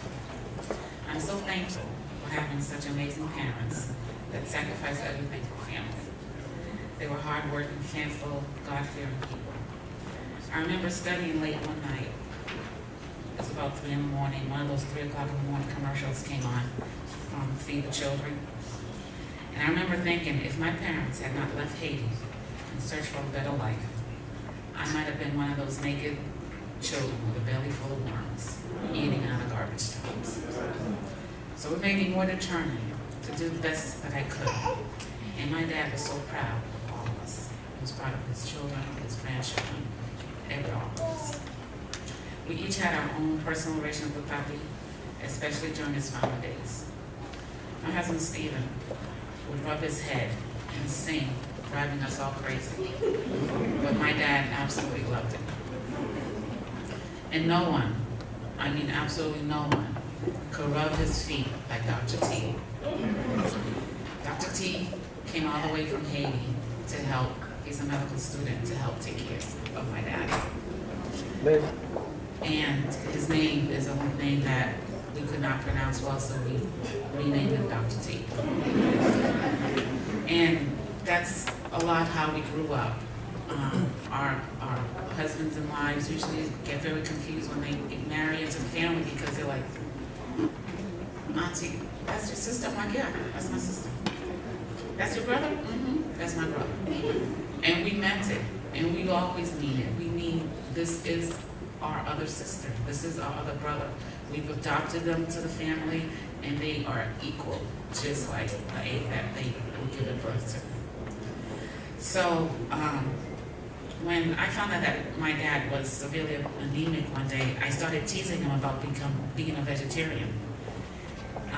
And I would say things like, what you really need is a good stewed beef with the bones in it, head beef. And he would laugh and shake his head. This was our private joke because we both knew that my dad would never go back to eating meat for nothing in the world. I kind of stopped joking about the meat when he started getting worse and worse. It didn't seem funny anymore. Some days my mom could barely get him to drink. Walking in, joking about freshly fried chicken or tassoed beef and curry goat with his name on it no longer brought a smile to his face. My dad was dying and he knew it. He went back to being that very serious person I remember growing up. The 5 o'clock in the morning worship service that went on and on. He sang every verse of the song, every verse in the Bible for that text. And then that famous, the bell that you ring, that was to alert you, it's time for worship, get here. And although we threw away many belts, they always showed up when it was time for that. And I would hear him complain to my mom, he can't keep his pants up, his kids keep throwing my belts away. And my sister Sabrina, we've been partnering crying for a long time. And I would tell her, just count. If he tells you to count, count. Wear a lot of clothes, count, and cry early. She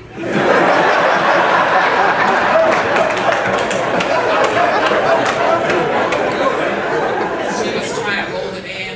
She'd get 30, 40 licks. I'm like, 5, I'm screaming.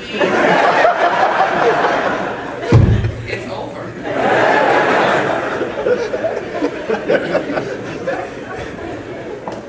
But every time I would visit my dad, he would always ask about how's Stephen doing, how the boys, and he always wanted to know how they're doing in school. And the last couple of weeks he stopped speaking, but he would still ask about the boys because he always emphasized education. Make sure they're doing well in school, Maggie. And when he found out that Noah got his driver's license, he said, now y'all can get to church on time. But I remember a good friend of mine, Maria Lena, that we grew up in Boston, and we had one of these things, I can't remember what the occasion was, and she came all the way down from New York. I said, Maria, thank you so much for coming down. She said, Maggie, I'll do anything for your parents. They're good people. And that stuck in my head. And I know that even though my dad was so strict and we got some whooping sometime, as a parent now, I know that he was doing that because he wanted us to be good people. Amen. So I just want to tell all the grandkids and remember that if you want to honor your grandfather, if you want to make Papi proud, stay in school and keep God first. Amen.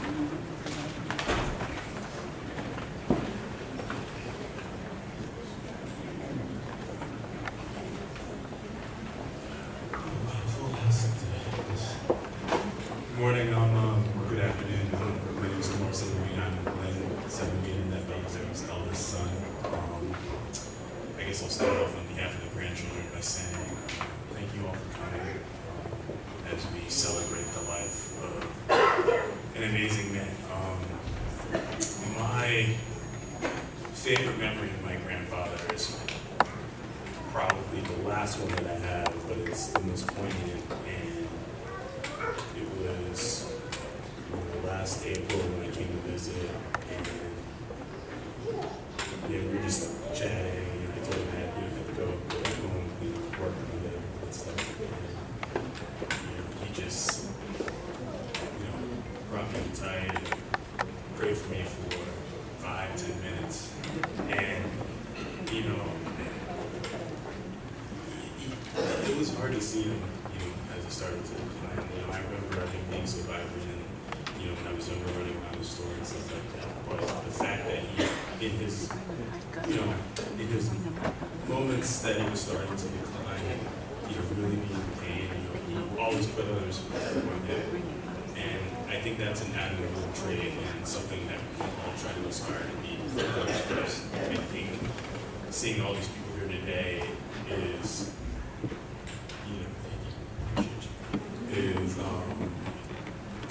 it just shows how many lives that he touched. So we can all aspire, to follow in his footsteps and try to touch as many lives as we can. And it's little things. It's you don't have to start 4 churches. I mean, you can do that. That's awesome. But it's little things that make a difference in people's lives. And I can say that as much as you focused on the big things, you also focused on those little things. That hey, how are you doing? Did you eat? All of that stuff. So I can't do him enough justice in 2 or 3 minutes, but I'm honored to call myself his blood, and his kin, I'm going to make him proud. And to my grandmother, look, he's there with you in spirit, and we're all here for you physically, and we love you so much, so stay strong.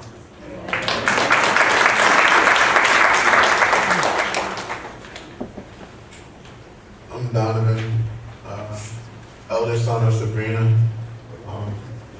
I'll try and keep it brief.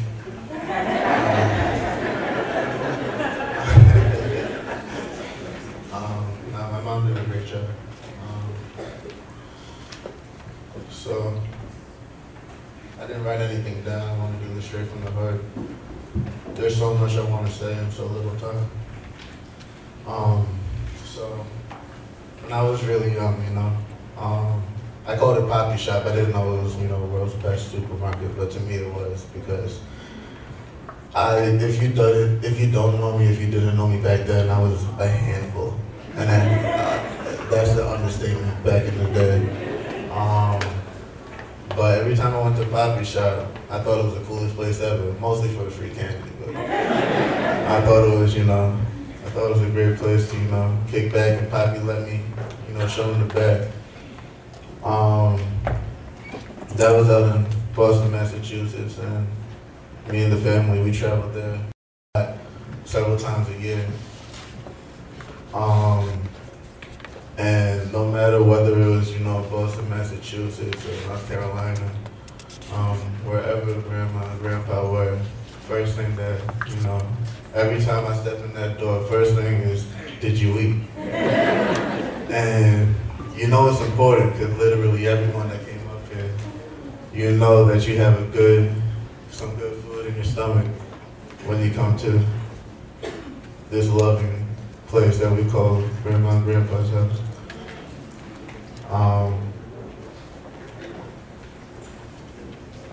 I love all of my family, extended family, because family is the biggest support system that you have. I can see all the cousins have Grandpa has touched them. As Grandpa has, touched their lives, made them who they are, better people.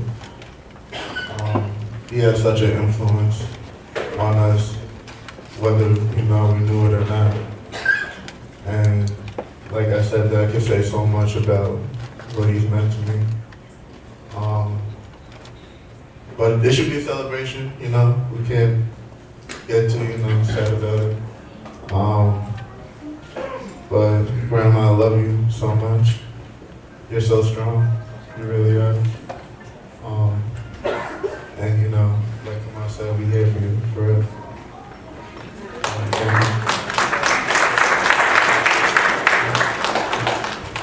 I'm Zach. Zachary, Deju's, Colette's oldest son.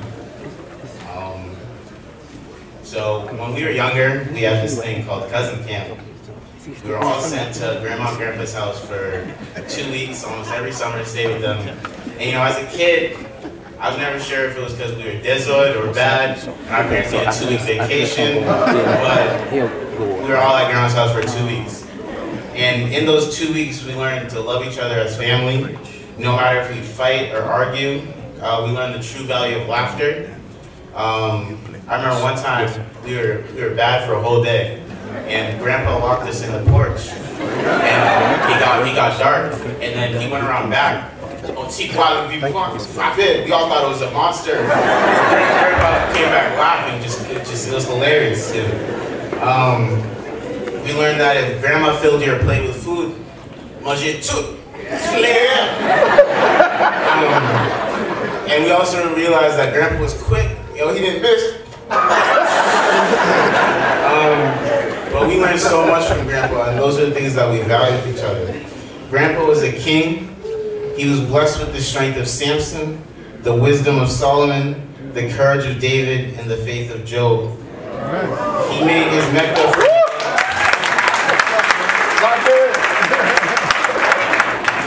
Mecca from Haiti to America, and he left a dynasty and a legacy that crossed continents. From what I know, he fostered the Haitian SDA churches in Massachusetts, and then came to North Carolina and only did the same thing. I know he can't see everyone here that was touched by him in some way, or that was touched by someone who's inspired him by him in another way. But just like how God told Abraham that he would have blessed descendants that outnumber the stars, I think a similar promise was given to our grandma as his children live on. Thank you.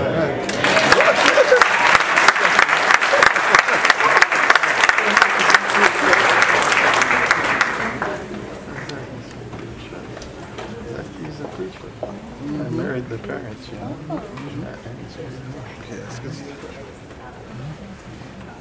Now we will hear Mr. Pierre Saint Louis with the family tribute.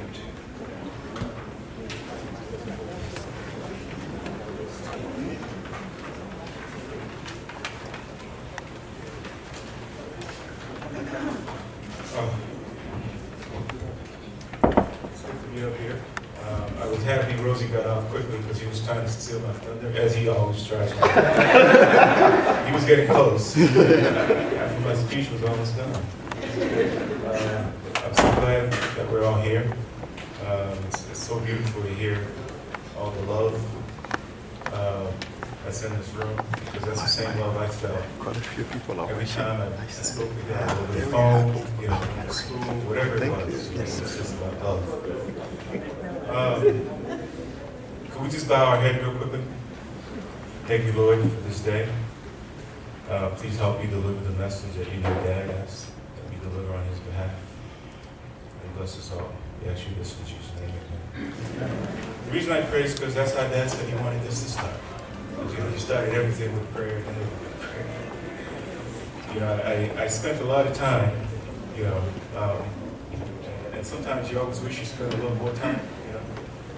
As things start deteriorating, sometimes you put a little more value, to life. Especially when it's, somebody special.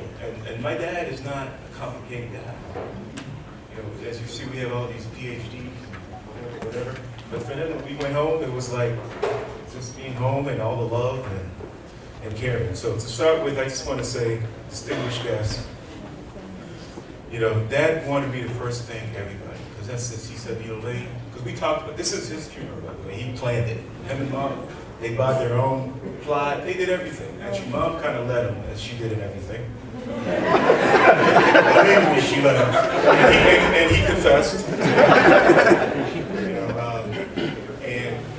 He planned the people he wanted to talk as much as possible when they were available. And he wanted me to say a couple of things, because Dad wanted to keep it brief. That's just what he was about. Very simple, didn't have these, when we came to Dad, our degrees didn't mean anything. And he helped us keep that in perspective, because it doesn't mean that much to us too. It's just what we do, it's not who we are.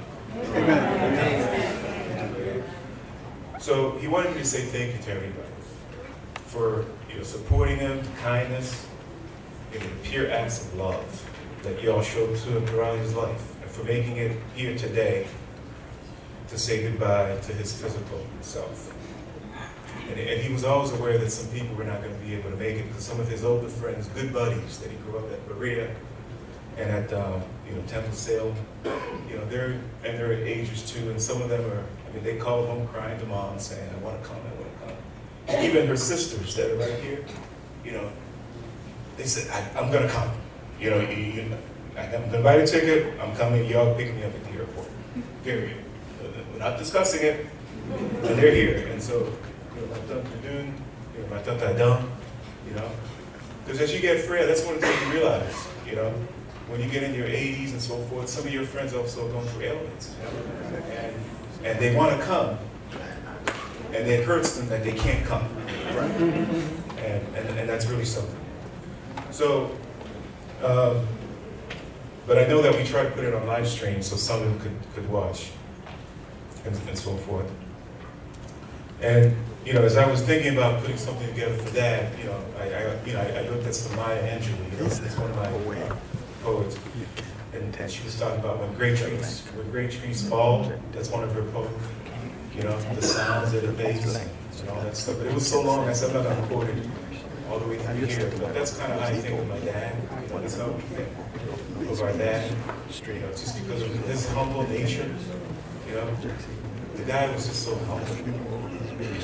And you soon realize why. Because for him, and even as Dad made a decision about passing and what was happening, I remember the doctors wanted to keep him, send him to the rehab. And he says, home is home. I'm doing everything at home. It's also because, he knew he had it at home. His mom really supported that.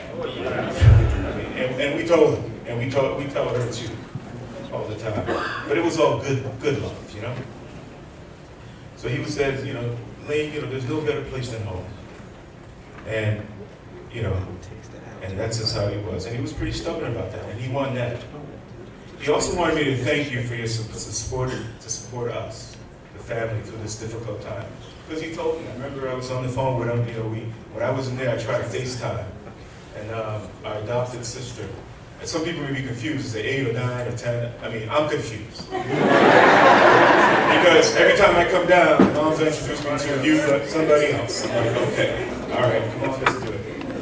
And it just continues. And that's how we grew up. When we lived in Medford, there was always people coming through. And it was the family. That's just how it worked. And so, just bear with me a little bit as I try to get through this. I'm gonna, I'm usually not long like a few others. But this is one that requires a little bit of patience because we want to just put it right because we love that guy. We just do. And actually, seeing some of the people that were coming through, here that I haven't seen in 20 years, and so forth. Even Zach sitting there just bring tears in your eye because you're like, wow, because a lot of people not here no more. Young people, old people, and a couple of my friends in town, in DC, I'm telling them I'm coming down, they know what's happening. They said, Lane, you should be really lucky because some people don't make it to 84. My dad passed when I was 50, some 60. So, it gives you a little bit of comfort, but you always want another second, another minute, just a little more time, just to hear him say, hey, Dad, I love you. He would say, I love you back. And he would say, garçon, when somebody says garçon, they really mean it, in Creole. And I'm not going to try to translate the Creole and the Proverbs that would tell us because they don't translate. My family would tell me that all the time. You can't translate the Creole Proverbs into English because you lose the proverb. So you don't do that. But thank you so much, all of you, for being here. Because one of the things you're going to have to test, because he said specifically, Lane, when they come, I want all of you to receive my guests well. So, please, give us a good grade.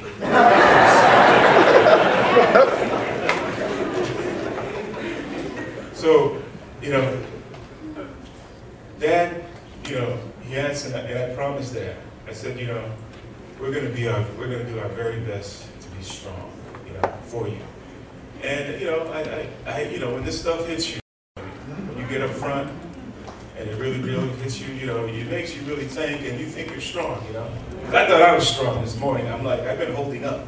And Mom called me on it the other day. She said, men always think they're stronger, and so they're holding it inside and dying, And I said, that sounded like something I didn't tell her out loud, because I'm supposed to be strong. We're supposed to be strong for Mom. And this morning, it was really difficult, a little bit, but with all the stuff that you're hearing and people talking and you're listening, you're like, wow, that support gives you strength. And that's what's been carrying my mom so much. The people that come in the room. Like just the other night, we were at the house. People I haven't seen in ages, all on their beds. It makes the world, actually, hospice asked us if we wanted help. We said, no, we got it. Because Mom she has her own churches with her. And that's what's been sustaining her. And that's so important. As you see, as I get through some of this, and I'm not going in order because I'm trying to cut some stuff out that's been said, already, because so many people have really captured the essence of that. Papi, Pierre Saint Louis, refer to it, and so forth. But he really wanted me to make this presentation great, because he said, tell everybody I wasn't perfect. There's a lot of things I wish I had done better. When I was young in Haiti, Dad didn't have a dad. A lot of people don't know that. When he grew up in Haiti, he didn't have a dad. His dad wasn't there for him at all. So he was going to tell me, Lee, I'm going to be there for everybody, and he always was. Wow. Because he knew what it was like to not have a dad when he was growing up. Somebody had to take him in so he could get to the next side. And so when Dad and Mom left Haiti, kind of forcibly to go to St. Croix, it's interesting because if you look at, just go to WikiLeaks and look at it, St. Croix was, purchased by the United States in 1927. And it's funny because people from St. Croix were able to get residency right into the U.S., and some even got citizenship because it became American territory, right? And I was thinking of your brother, actually, because he was talking about a little bit of immigration. And you got to talking about that stuff. But, so he would come into the U.S. So my parents went there and got their residency and came to the U.S. Don't try that, guys. Don't tell your friends to go to the island and try to go to the U.S. because I don't think it's going to work today. If you know what I mean. But that's just such faith and luck and blessing. For them to do that, go there, then come to the U.S., and then from there, the story has been, what it is, and so forth. And there's even a couple of my friends that helped them get here, that they've stayed in touch with forever. Now, they've asked me, and I've been trying to get in touch with a couple and not been able to. So Dad wanted me to say that, hey, I'm not perfect, but what made him perfect was him working on his imperfections and his belief in God. One thing that's been consistent with my dad, and we all go, like I said, my sister, we go this way, that way. It did, he would talk to us, he would counsel us, but it was just all about love, particularly as we grew up, because he was not doing the belts were no longer effective, if you will. So he went to the other method, where he would talk to us, try to explain things to us, give us his advice and opinion and view, and then he would take it from there. But he wanted to make sure that this is not a passing where he was the most perfect thing that ever existed, because he wasn't, but because of his faith and his continuous belief in God. I'm 57, and for all my 57 years, the two things that have been constant in my Dad's life, as everybody knows, is his wife and God. That hasn't changed. Whether it was good time, bad time, they were there as a team, doing their thing, leading us forward, and his God was right in the middle of it. When I had even, we all have issues, right? Maybe there's some perfect people here, I don't know, but I know I'm not. And what happened was that he would counsel you. You know, I remember calling Dad about a major issue I had in D.C., talking to him on the phone. He said, Clayton, you got to come down, we'll talk and so forth. I come down, he starts with a prayer. And, you know, he gives you the best advice. And his advice is just based on, you know, sometimes you only take what is yours. You know, you don't take what's others.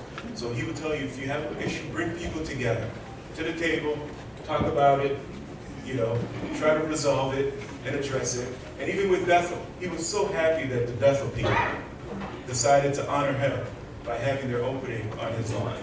Because he couldn't go. You know, he couldn't go to it.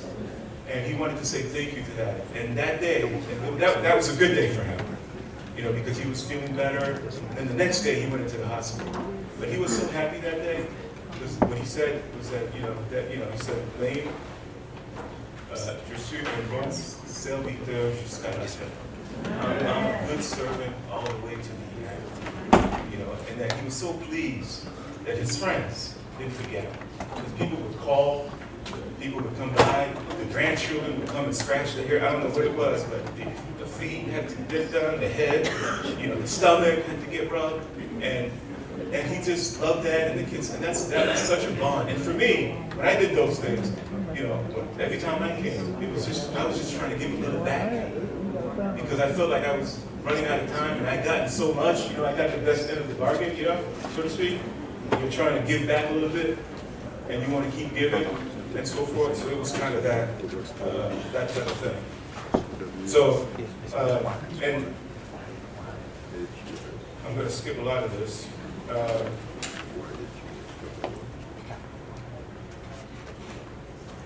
And Dad would talk about his family and his kids, about how he felt we were shielded, you know?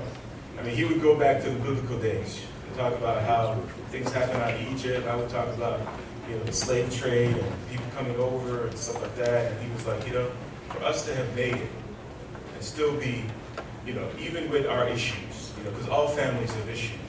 But the one thing is just God is really helpful and so forth. And also, what I want to add is that in the last few years of Dad's illness, his spirit and desire to live was primarily strengthened as a result of all of you, as I said earlier, and especially his grandchildren. And I wanted to quote one of the notes that he had asked me to pull out some time ago, that he felt truly blessed from one of his adopted grandchildren. And he said, I quote, the statement read, it was written on 5/4/16. And it said, Dear Grandpa, I love you so much, and I hope you get better. I know you're strong, and we'll keep fighting until you get better. We will keep you in our prayers and visit you. We love you through thick and thin. And so get better, love you lots. And, you know, for Dad, those were the type of things that really kept him going in spirit to go on. And we also had some exchanges, as you know, that for those of you who came by the house, and a lot of people did, you would find that, you know, learned all kinds of stories going on. I mean, so we would try to tease that. Because one time, I was sleeping over, and I woke up in the morning, and I heard, well, Dad was trying to get out of the bed, you know? And he couldn't. And so when he said, when I said, Dad, what are you doing? You know you can't do that. He said, well, Lane, you see that lamp over there? I was getting up so I could go move that lamp, and so forth. I said, Dad, will you have people here to help you? You know you can't do that, and so forth. I said, are you sure it wasn't your wife that was right over you trying to get you? I said, Dad, you can't do that anymore. Those days are over. And he just started laughing. And that was the point, you know. And he said, listen, I'm not talking to you. Because you're probably going to charge me now. And he said, he'll wait till his lawyer gets here. You know, we used to have those kind of conversations. And that kind of conversation, it gives you some soothing, because those are the memories, you know, that you kind of lapse onto, because there's going to be a void when you want to pick up the phone to call.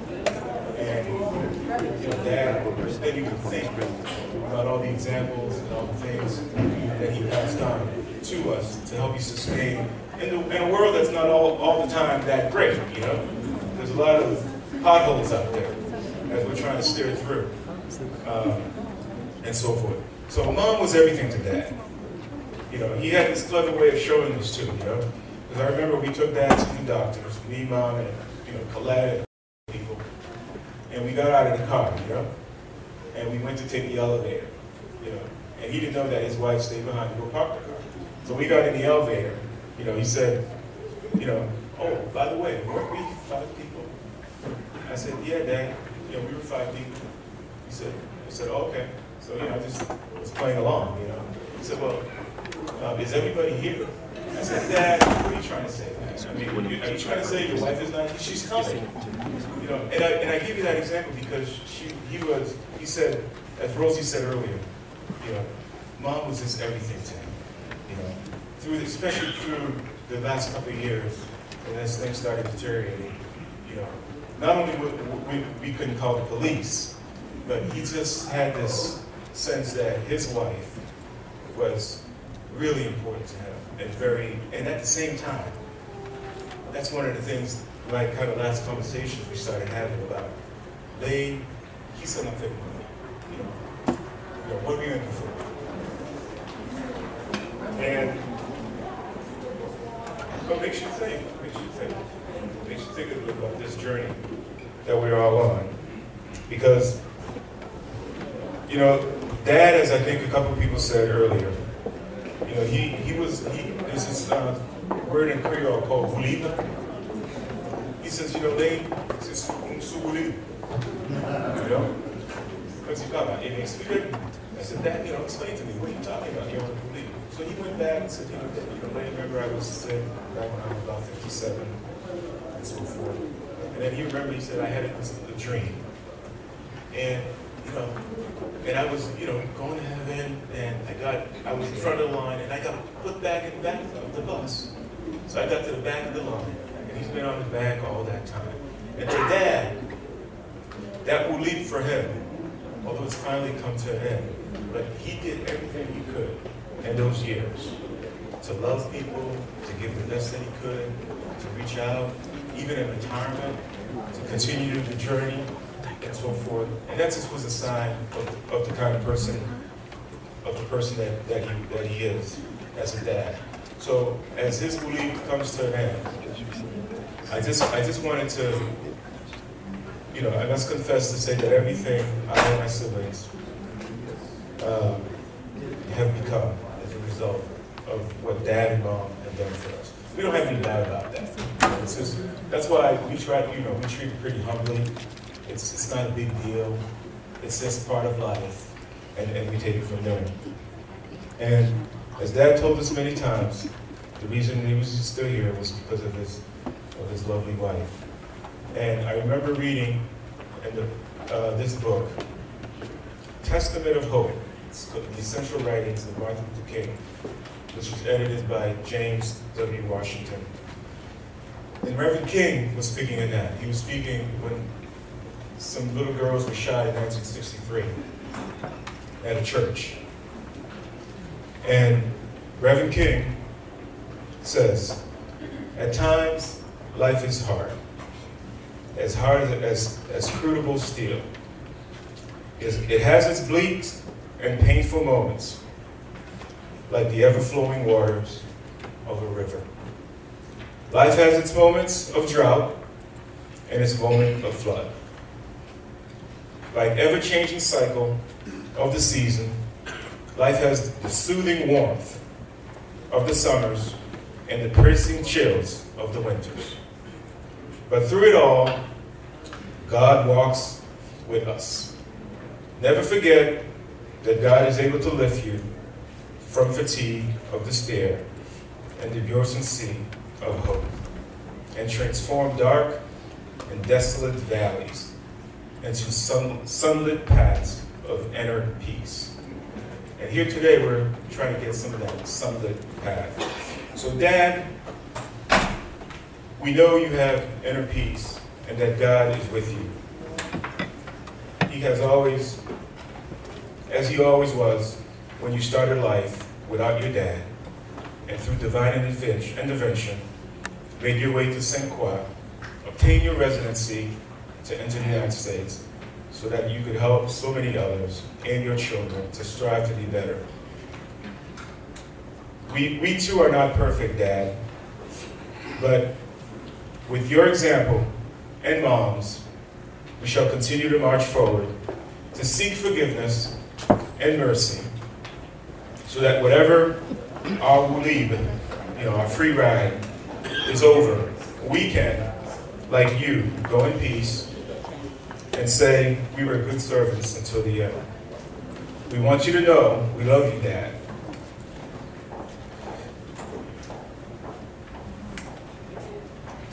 You will always be in our hearts.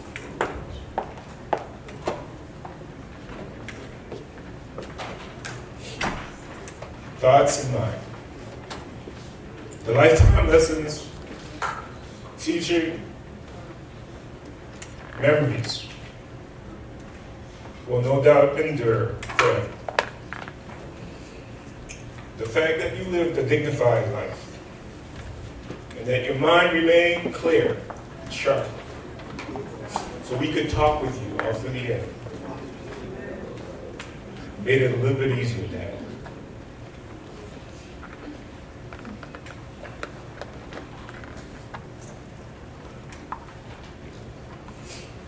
And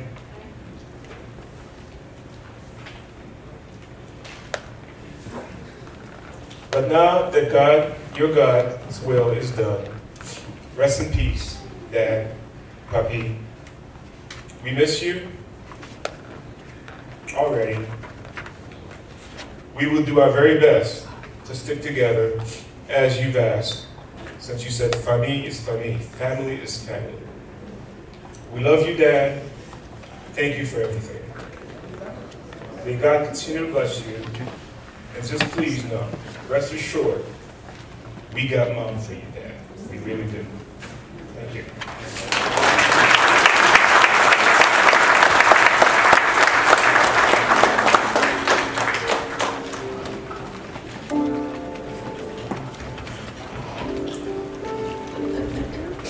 As you can see, brothers and sisters, we are getting closer and closer to the sermon. Therefore, we ask Pasteur Pierre et Dillard de nous rejoindre sur le podium.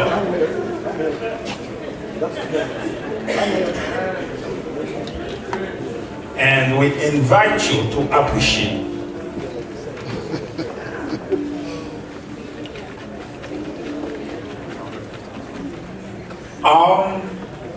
hold on. Let me ask you something. When people laugh at what he said, what's the okay, all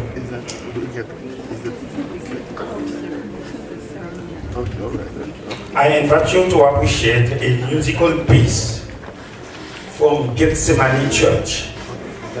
And after that, you are going to hear another selection. And after that, you're going to hear Pasteur Pierre et Dillard dans le sermon du jour. God bless you.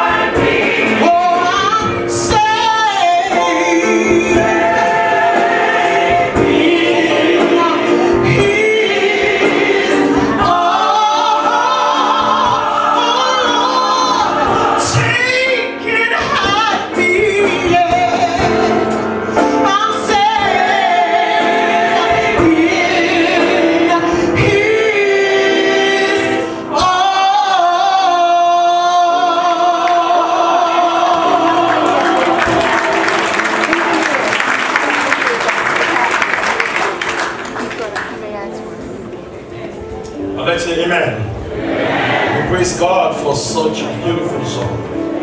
When the storm of life rages, when the billows roll, we should not fear anything, because we are safe in the arms of our God.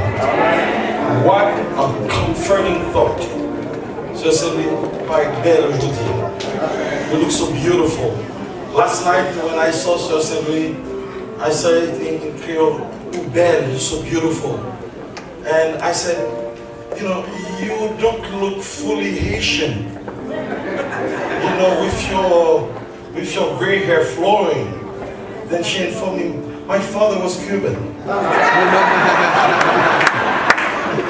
Then I said, but I still, and I said some Indian traits on your face. I said, yeah, my grandmother was Indian. Then I said, but I see some white features. He said, my great-grandfather was Polish. So God has gathered within the family all types of races, languages, cultures. And today we are doing a dry run of the great celebration that will take place when Jesus Christ returns. When people from all nations and tribes, all languages will stand before the throne of the living God.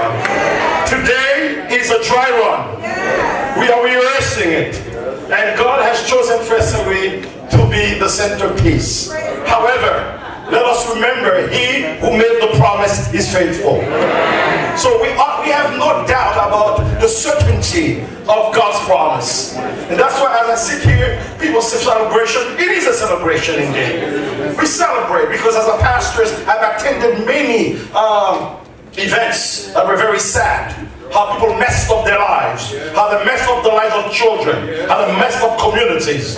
When someone lived and is able to offer to a community, men and women, children, grandchildren, who are helpful to society, who are basically establishing this country as where we can be, we can say this man was successful in life. I'm so happy to see the children. There's so many I cannot call their names. By the way, I received a text. I just received a text that says, Pastor Laguerre, people have said everything. Can you please keep it short? You just gave me lose 1 minute by reading your text.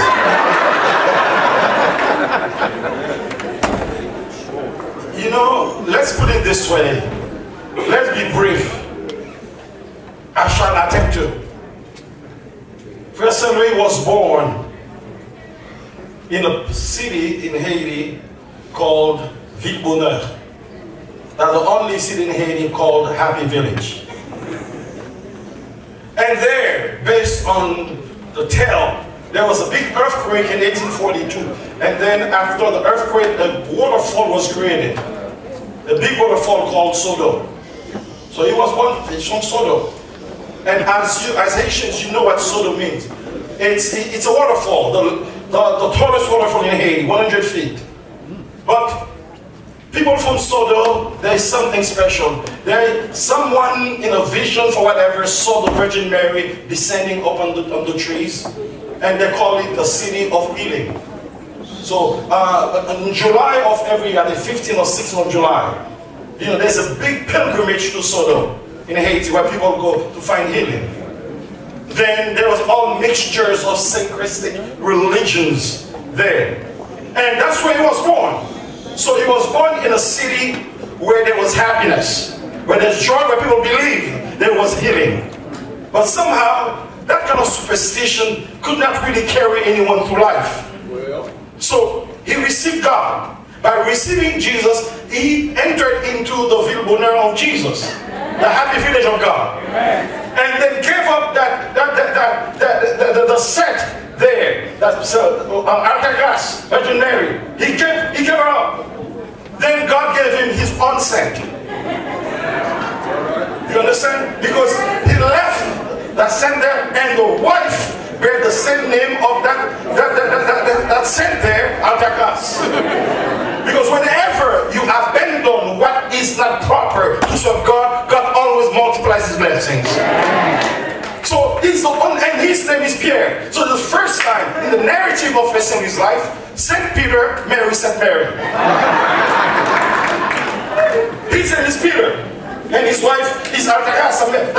German name Alta means high, and grace means grace. So he was within high grace. And in the pilgrimage of his life, God gave him a woman whose name was Alta, and it was her who invested in him, and they built that beautiful village together.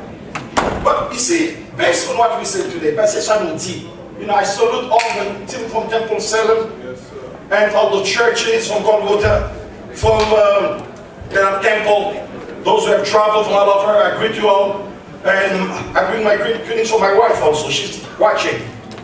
You know, quite a few people in New York are watching now. She sends her greetings. And children, the family sends her greetings. Children, cousin family, everyone says hello. You see, what was the secret of Pierre Saint Louis' life? Because we've come here, we heard what he's done, but we'd like to depart from this place with a prescription so that we too may, in due time or immediately, apply them in our own personal lives.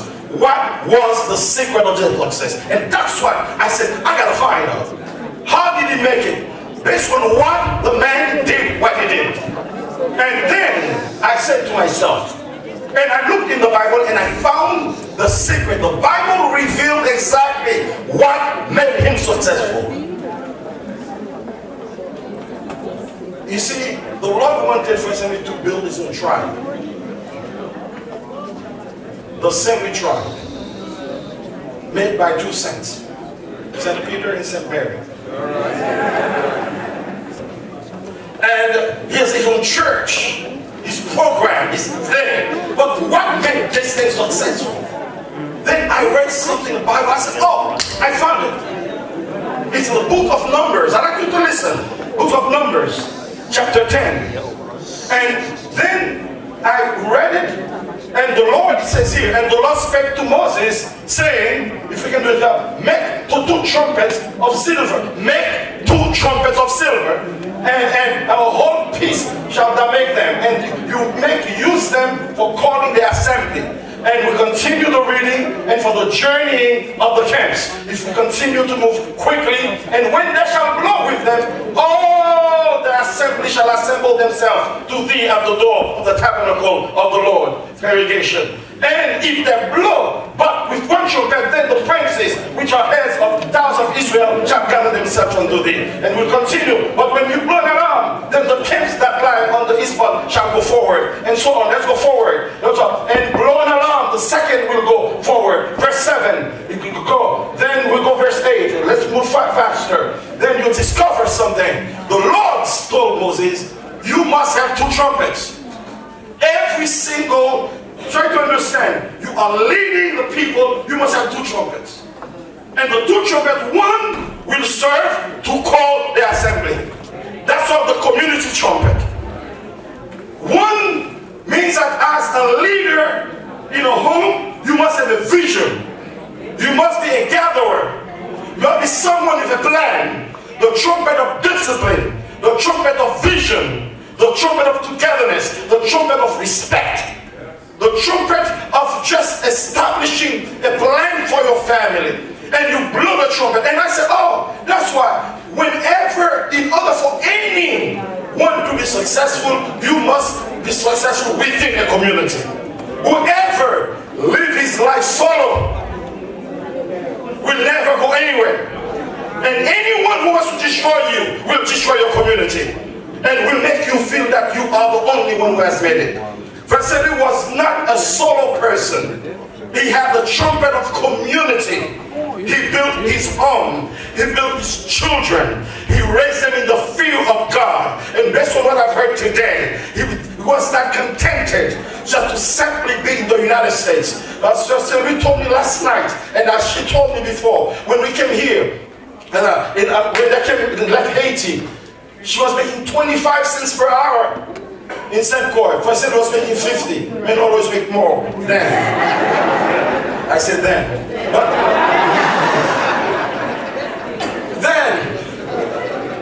But they came to the US, there was a change. He was making $1. And Sister was making 75.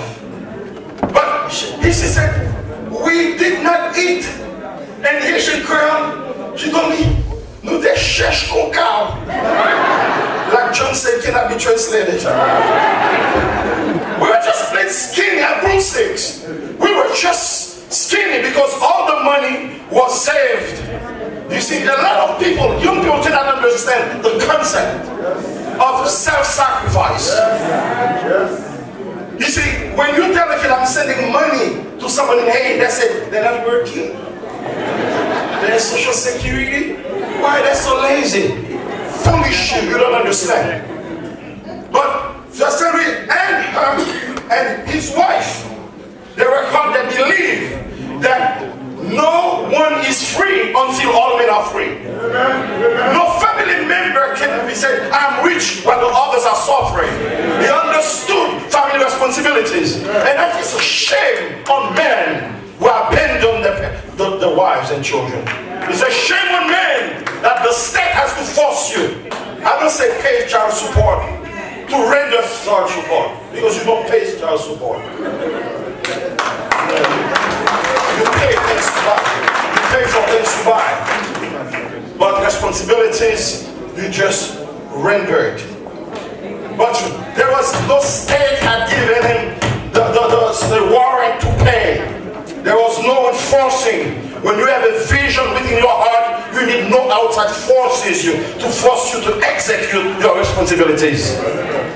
And that's what he did. That trumpet, he blew it, protected the community. Blessed are men who protect the integrity of their homes. In 1978, about 40 years ago, I was a junior in college. How old I was? I was between 15 and 22.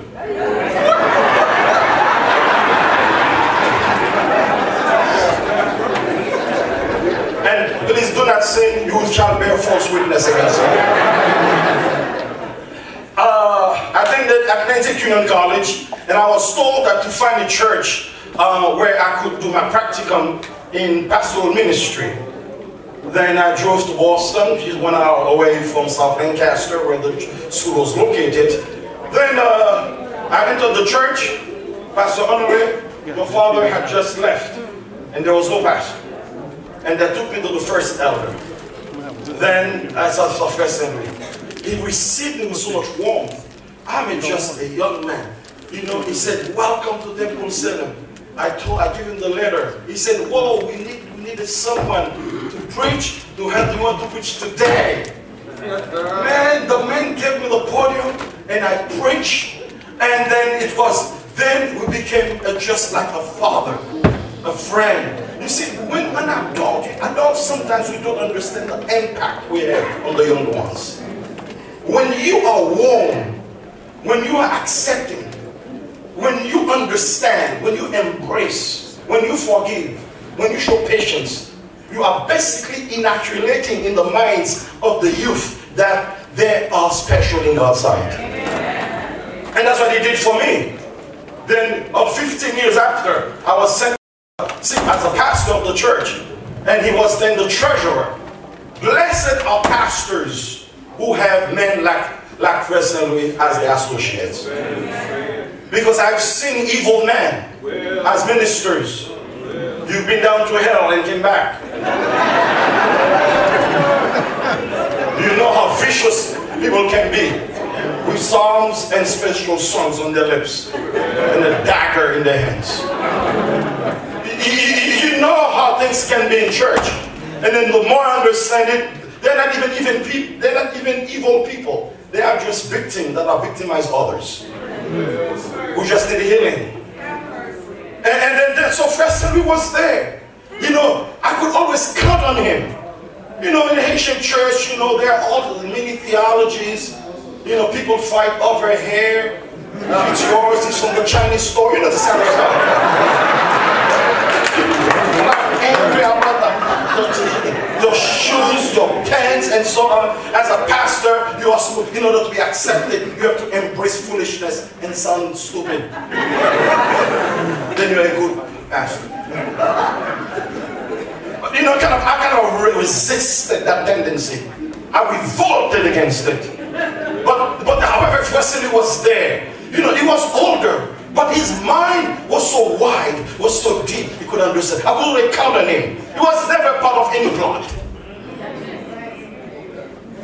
He never had any dream against the pastor. Because most people, when they want to hurt, they dream. They may create their own, not Martin Luther King's dream, their own dreams.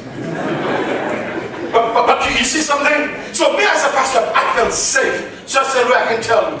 Guys, I can tell you, I felt safe with your dad. And that's the best thing anyone can do for a minister to make him safe. Pastor Kelly?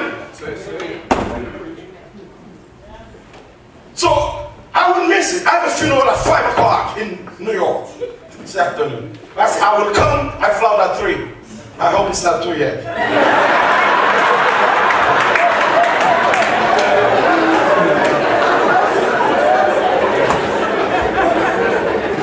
But you know, I said, I will not miss it. I will not miss it. I will not miss it. And as God allowed me the privilege to speak personally before he dies. And then just about 2 months ago, I flew from Charlotte into Raleigh, and then I sat by his bed, and I spoke with him, and he was there. I told him, you know, Jesus is coming. He said, yes. He knew. That man went to sleep with the understanding that he will be resurrected. So, God told the secret. God told Moses to have a trumpet and make sure that you are a gatherer. You blow it. And a person blew the trumpet through his life. He blew it. But then I said, this is community. But you know, a lot of people have communities. But what happened when the community is attacked? What happened when the community is in trouble? What happened when the children are sick? Then God said, have a second trumpet. And that trumpet, when you are attacked by your enemies, when you are in trouble, blow the trumpet, and I, God, will remember that you are my child.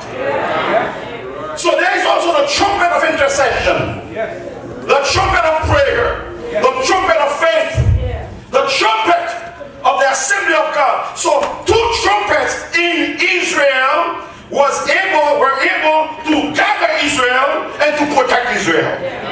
And I said that if today Pierre Saint Louis' children are successful and there, it's because he was a man who knew how to blow the right trumpet. Because 1 Corinthians 14 verse 6 said that there are some trumpets that gives uncertain sound. For the trumpet gives an uncertain sound, who shall prepare him for battle? So a lot of us, you know, I just happy to hear that he did not have a father. He did not play victim. He did not say the reason why I did this because my father didn't do that. Go on talk shows. The reason why I killed my dad because the cat did something to me. Always hiding. The society is equipping you to find excuses. And we know that excuses are the garment with which we seek to repair the garment of failures. Those are the patchy lives with excuses. But he said, no, I didn't have one, but I will learn to be one. So that my children can be good fathers. And he did. And I watched it, I witnessed it. I benefited from it. I loved it. Because it's only good fathers, good men who make good church officers. And I was blessed. So now, how did he make it? Because in Boston, with a lot of crimes, those days, when kids were being thrown into jail, when kids stopped going to school, when they were selling drugs, but because he was blowing the trumpet of intercession, God watched over his children. My friend, it's time for parents to intercede for the children. It's time for parents to make their homes sanctuaries where God's name is called upon. And the God who saved his children is able to save everyone's child if we see his face. So he blew the trumpet. The trumpet of community, the trumpet of education, the trumpet of security, the trumpet of integrity, community. All the trumpets, they were blowing right there. Then he led them to God. The moment you build community and you build God, no weapons formed against you shall prosper.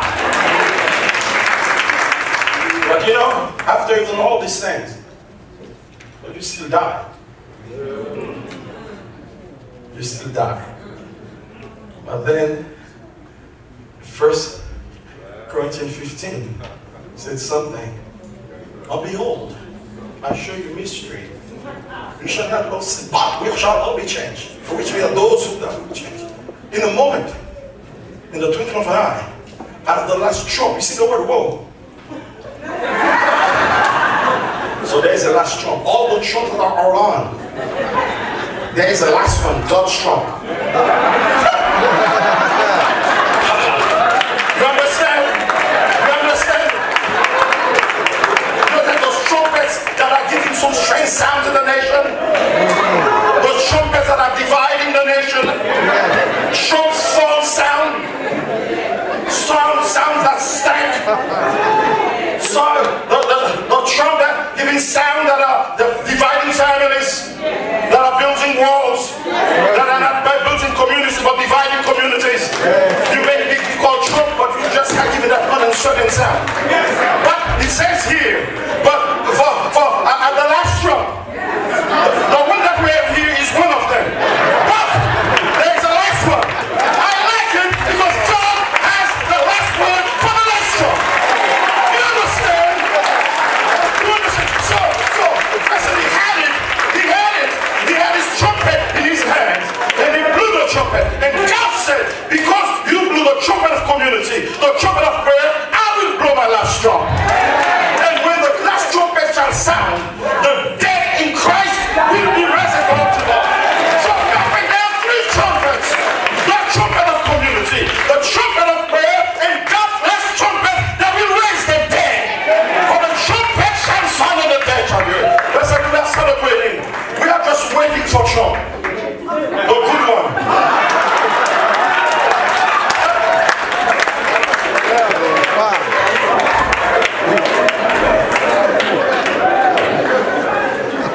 We are waiting.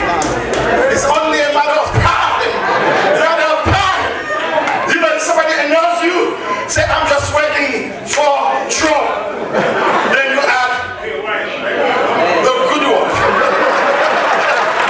Can you please tell your neighbor, wait for the good one?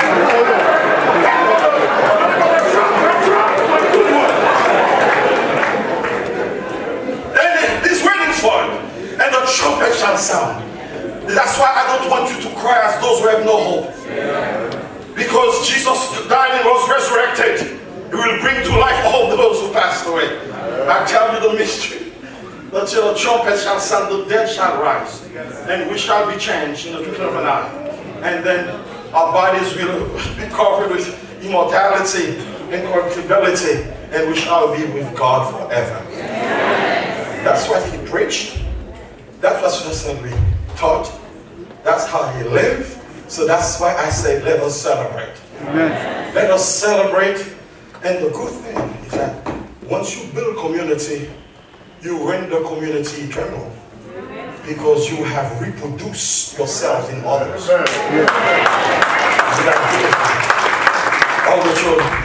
All the children spoke so well. Zach, you know, I married when I was there, when Simon married Colette. Then Zach is born, and I just heard Zach preach. Zach is a preacher. And the funny thing is that in the very church where First Saint Louis served, now his grandchild is in charge of technology there. So that's what you do. When you invest in God, God protects your investment. So that's why you have nothing to fear. This guy, let him rest in peace. Because he accomplished his task. May I tell you today, I tell you a mystery. We shall not all die. But all those who die, they all will be put together, be resurrected. That's why Jesus said, that's why I like you to hear. You know, one of my favorite songs from the Messiah, you know, the trumpet shall sound. You know, it's from YouTube. I love YouTube. It's from YouTube. You know, that guy sang it. The trumpet shall sound. And when I'm driving, I listen to it over and over again. Because when trumps and associates are threatening the existence of the weak, when society seems to embrace foolishness, when lying and cheating are the order of the day to get a good job, when women are being abused, molested, yet the Christian church, the evangelical churches of America are embracing the very thing that God condemns. When strange sounds are sounding, I enjoy. I said the trumpet shall sound. There are many noises coming from Fox, CNN, CNBC, all of them. Those are strange sounds. But the sound, the true sound of the trumpet will come. Why don't we just listen? The trumpet shall sound. Behold, I tell you a mystery. We shall not all sleep, but we shall all be changed in a moment, in the twinkling of an eye, at the last trumpet.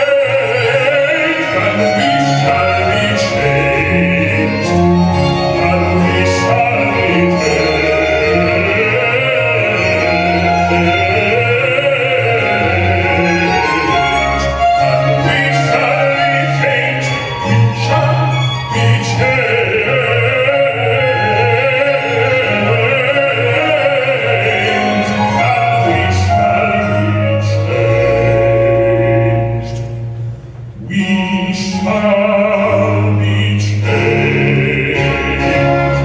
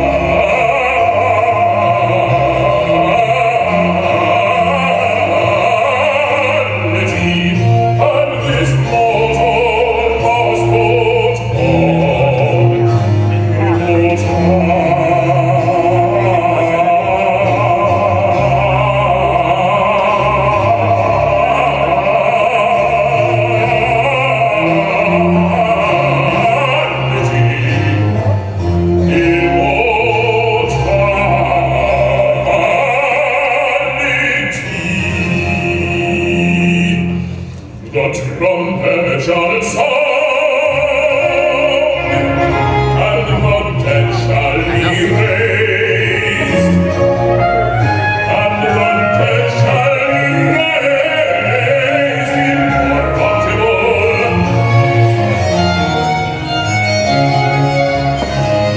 The trumpet shall sound.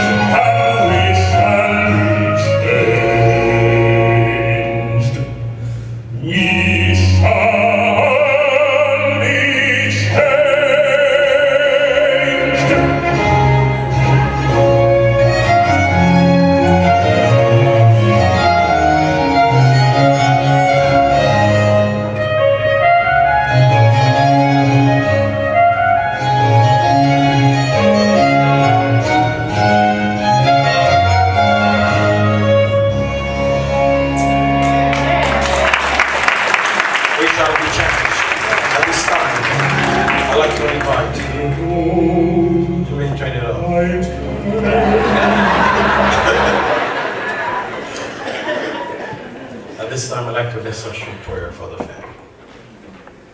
The pastors that are present and the elders from the different churches that are into children. Pastors of the church. The elders from different churches, les anciens églises qui sont présents.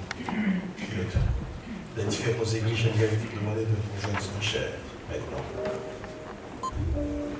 Au nom de l'Église adventiste du système jour, au nom de tous ceux qui ont collaboré avec Pierre Saint Louis, nous avons vous dire merci. I'd like to say thank you to you. The Adventist Church stands today to say thank you, Sir Saint Louis.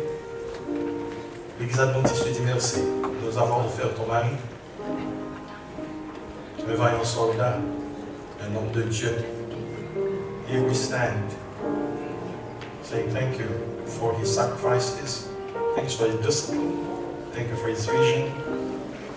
And as we stand here today, we believe one day we all will stand before the throne of the living God. Amen. Grandchildren and children, you've heard everything today.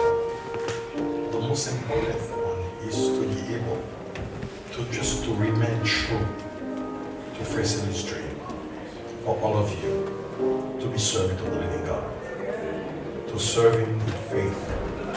Things will come, illness will come, disease will come, trouble will come. But know one thing, when you blow the trumpet of reconciliation, the trumpet of prayer, heaven will come down and God will fill your soul. The pastors and elders, I'd like to pray for each one of you. Each one. I'm looking at Noah. And we pray for you. I like the names. He was the Savior. You understand? In the middle of corruption, Noah stood against the light. The children, their names. Let us pray. You know, at this moment, as a pastor of the church, you know, let me do this. You know why? Joe, can you come here, son? We have a pastor who came from the home of us and two. I'd like you to do the prayer, the consecration. Just, you know, I know it's may I ask the family to stand? Just try it. Stand. The family members. Then there's a moment in life in the prayer where we all will raise our hands to bless them, to bless their offspring, who they will marry, to make sure that the Sabbath is kept in the home. Jesus is the center of everything, that no one forgets where they come from, that they remain true. So, in the prayer, as you say, we bless you, and the whole community, we will raise our hands to bless them. Not yet, not yet. As you say, okay. Let us bow humbly. Father God, what a moment this has been. We have celebrated your work through one man, through one family, through one woman. Father, we have celebrated what you have done in the life of our elder, our brother, our treasurer, our father, our uncle, our friend. We have celebrated you because you have been glorified in him. And Lord, even as we get close to the end of the program here, we recognize that what you began in Pierre Saint Louis, you are continuing through his family. You are continuing through the individuals up on the stage that have been influenced by you through him. Lord, we recognize that your work has not stopped. And so together as a community of faith, together as friends and family that have been touched by your servant, together we reach out our hands towards the family, the standing family, and we bless them. We pray your blessing on all of the St. Louises.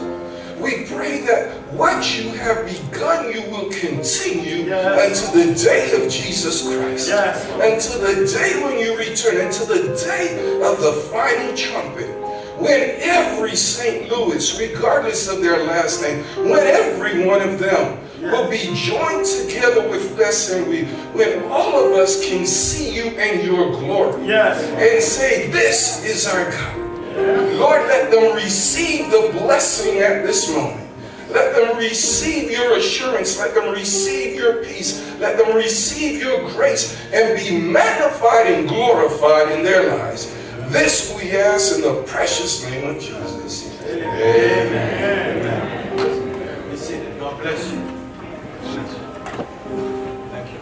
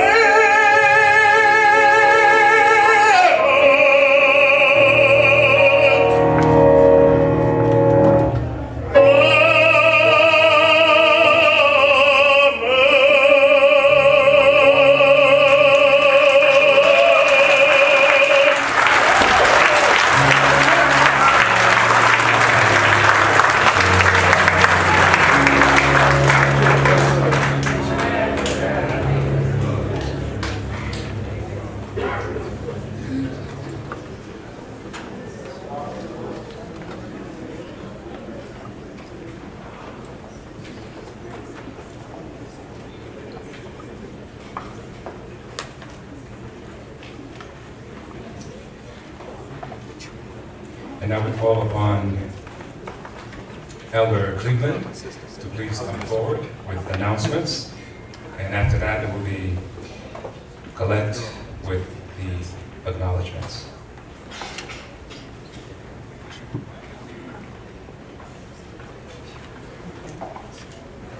Hi everyone. I have a short announcement for you. Follow the ceremony, we are going to the cemetery. Then the repast at the Raleigh SDA Church Fellowship Hall. You will find both addresses on the back of the program. Okay? Thank you so much.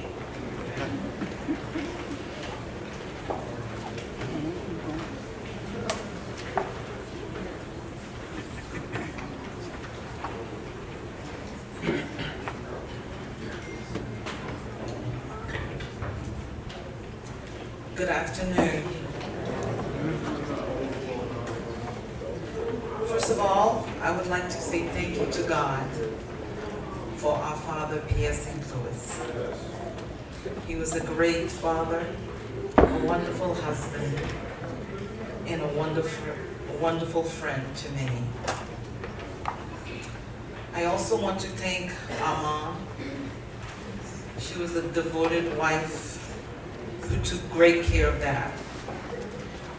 After God, if it wasn't Mom doctoring, who kept him alive.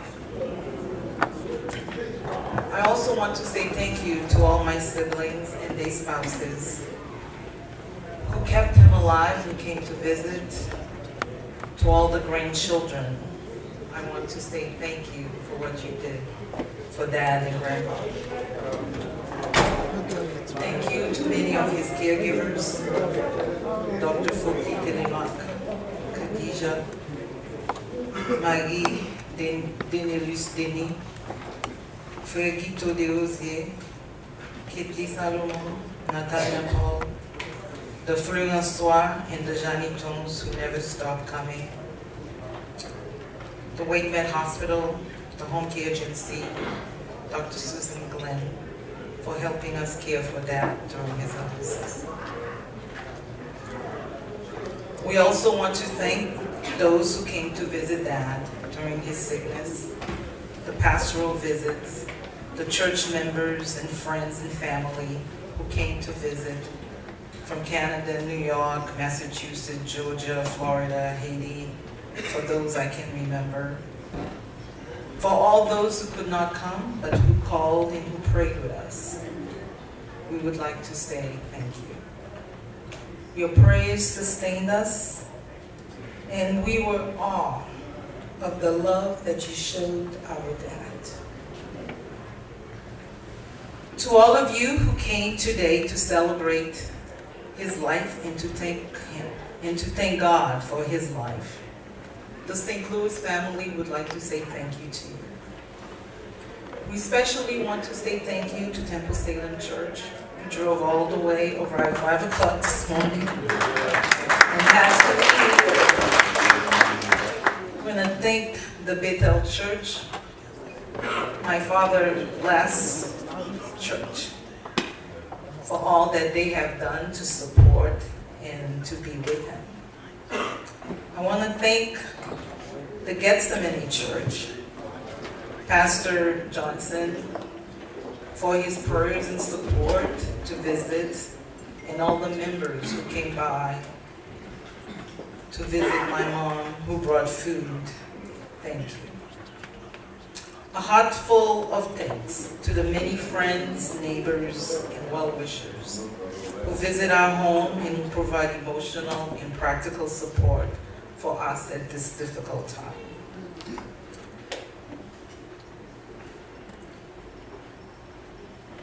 One day in July, I was at the house and I heard my father praying. And his prayer was asking God to sustain us during his life for this service. And I've been in awe how God has done that. He has answered all of mine. So I want to say thank you for your prayers and support. And to those who helped in any way you contributed made our loss more bearable. As it would be impossible to thank everyone individually, please accept this acknowledgement as an expression of our deepest gratitude. We will miss Dad a lot. I'm gonna miss him. But to God be the glory. For the life of Pierre Saint Louis. He is sleeping peacefully. Au revoir. Until we meet again at the sound of the first trumpet. Thank you.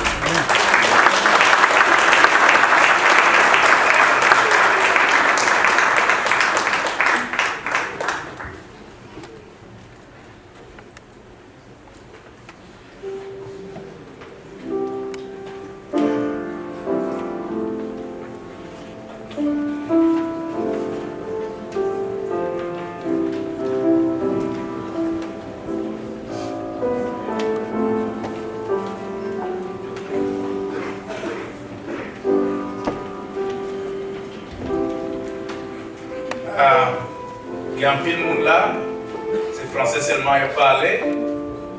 Français pas fin bon. So, n'a souri un petit calme, tout ça m'a dit ça en créole. So, n'a chanté dernière chanson, il y a 4 strophes. N'a fait première et dernière strophe en français. N'a fait première strophe en anglais. Then, n'a suivi en français, n'a alterné. Elle a chanté en français, elle a tourné en anglais, elle a fini en français. Mais chaque fois qu'on a chanté, elle nous chantait en anglais, elle a commencé la première strophe, et elle nous finit à chanter en anglais, elle a fini la dernière strophe. C'est même pas elle a fait en français, elle a fait première strophe, dernière strophe, c'est 4e strophe dans l'hymne rouge. Okay? Tout le monde comprend? Okay. So for those who did not understand any word that I said, so we're going to be alternating. The first stanza, we have 4 stanzas altogether. The first stanza is going to be in English. The second one is going to be in French. Then we're going to go back to English. And the last stanza is going to be in French. Now, nous connaissons, papi, c'est un monde qui parle de des autres. Monde qui parle comme strophe anglais. Pas mal bouche. Ok? Prends un petit patience. Et then, pour entendre, nous gagnons pour chanter en français, pour chanter avec joie, avec ferveur. Ok? Ok. There you go. For those at page number 530 in the hymn book, we will do the first verse in English and the third verse in English.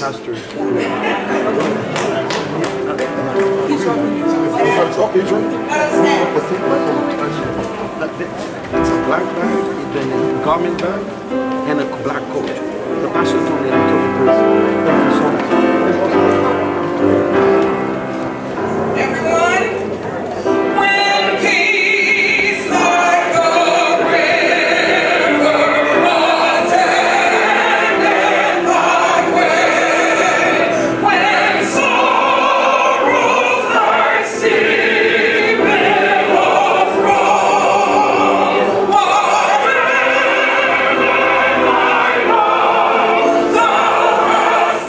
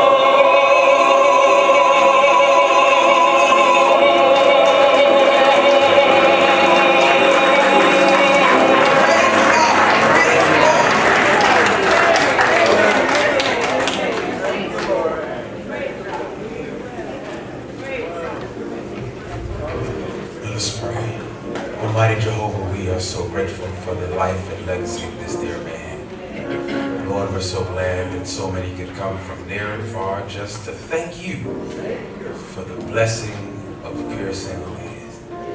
We pray, Lord, that even after the phone calls stop and after the letters cease, that your sweet Holy Spirit that is sent to comfort hearts will draw divinely near to each and every family member. Lord, we pray that we all will stay faithful until that day when the good trump shall sound, and Christ shall rise. Lord, let us be in that number when the saints go marching. Let us see Brother Louis again. Let his crown be full of stars, and let all of us be in that number to sit at your feet for the ceaseless ages of eternity. And we ask it in the name of your Son and our Savior, Jesus the Christ, and all that believe said, amen.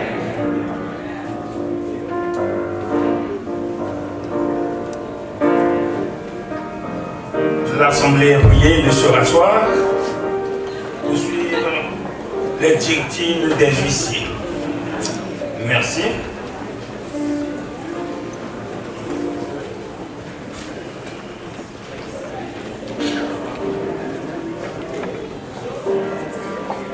Please come forward.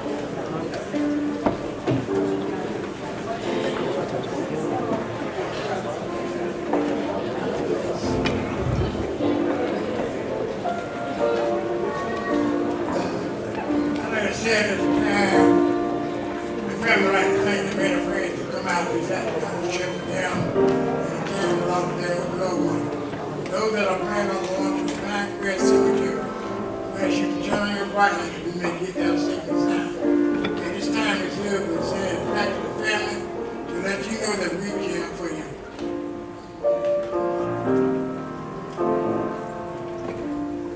We're going to present this back to the family and may it be placed in a home where it can be shared and enjoyed by all. And it reads, in loving memories, as we mourn our dear departed, with mixed emotions and we're broken-hearted, and we're never prepared to say goodbye.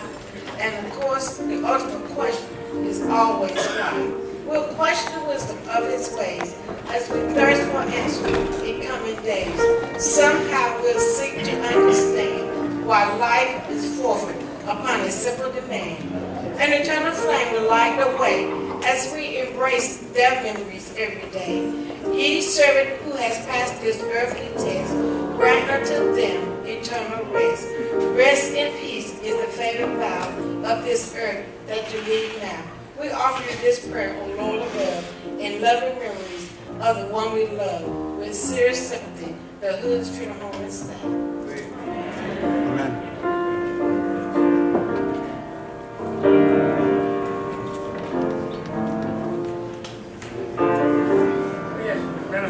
Down and the flower lady,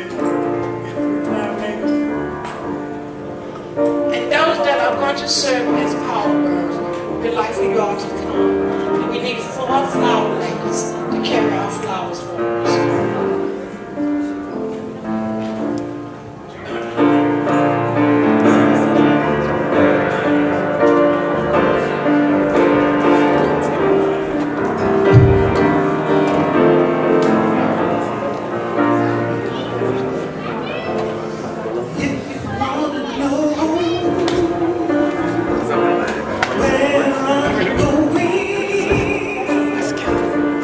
Where I'm going.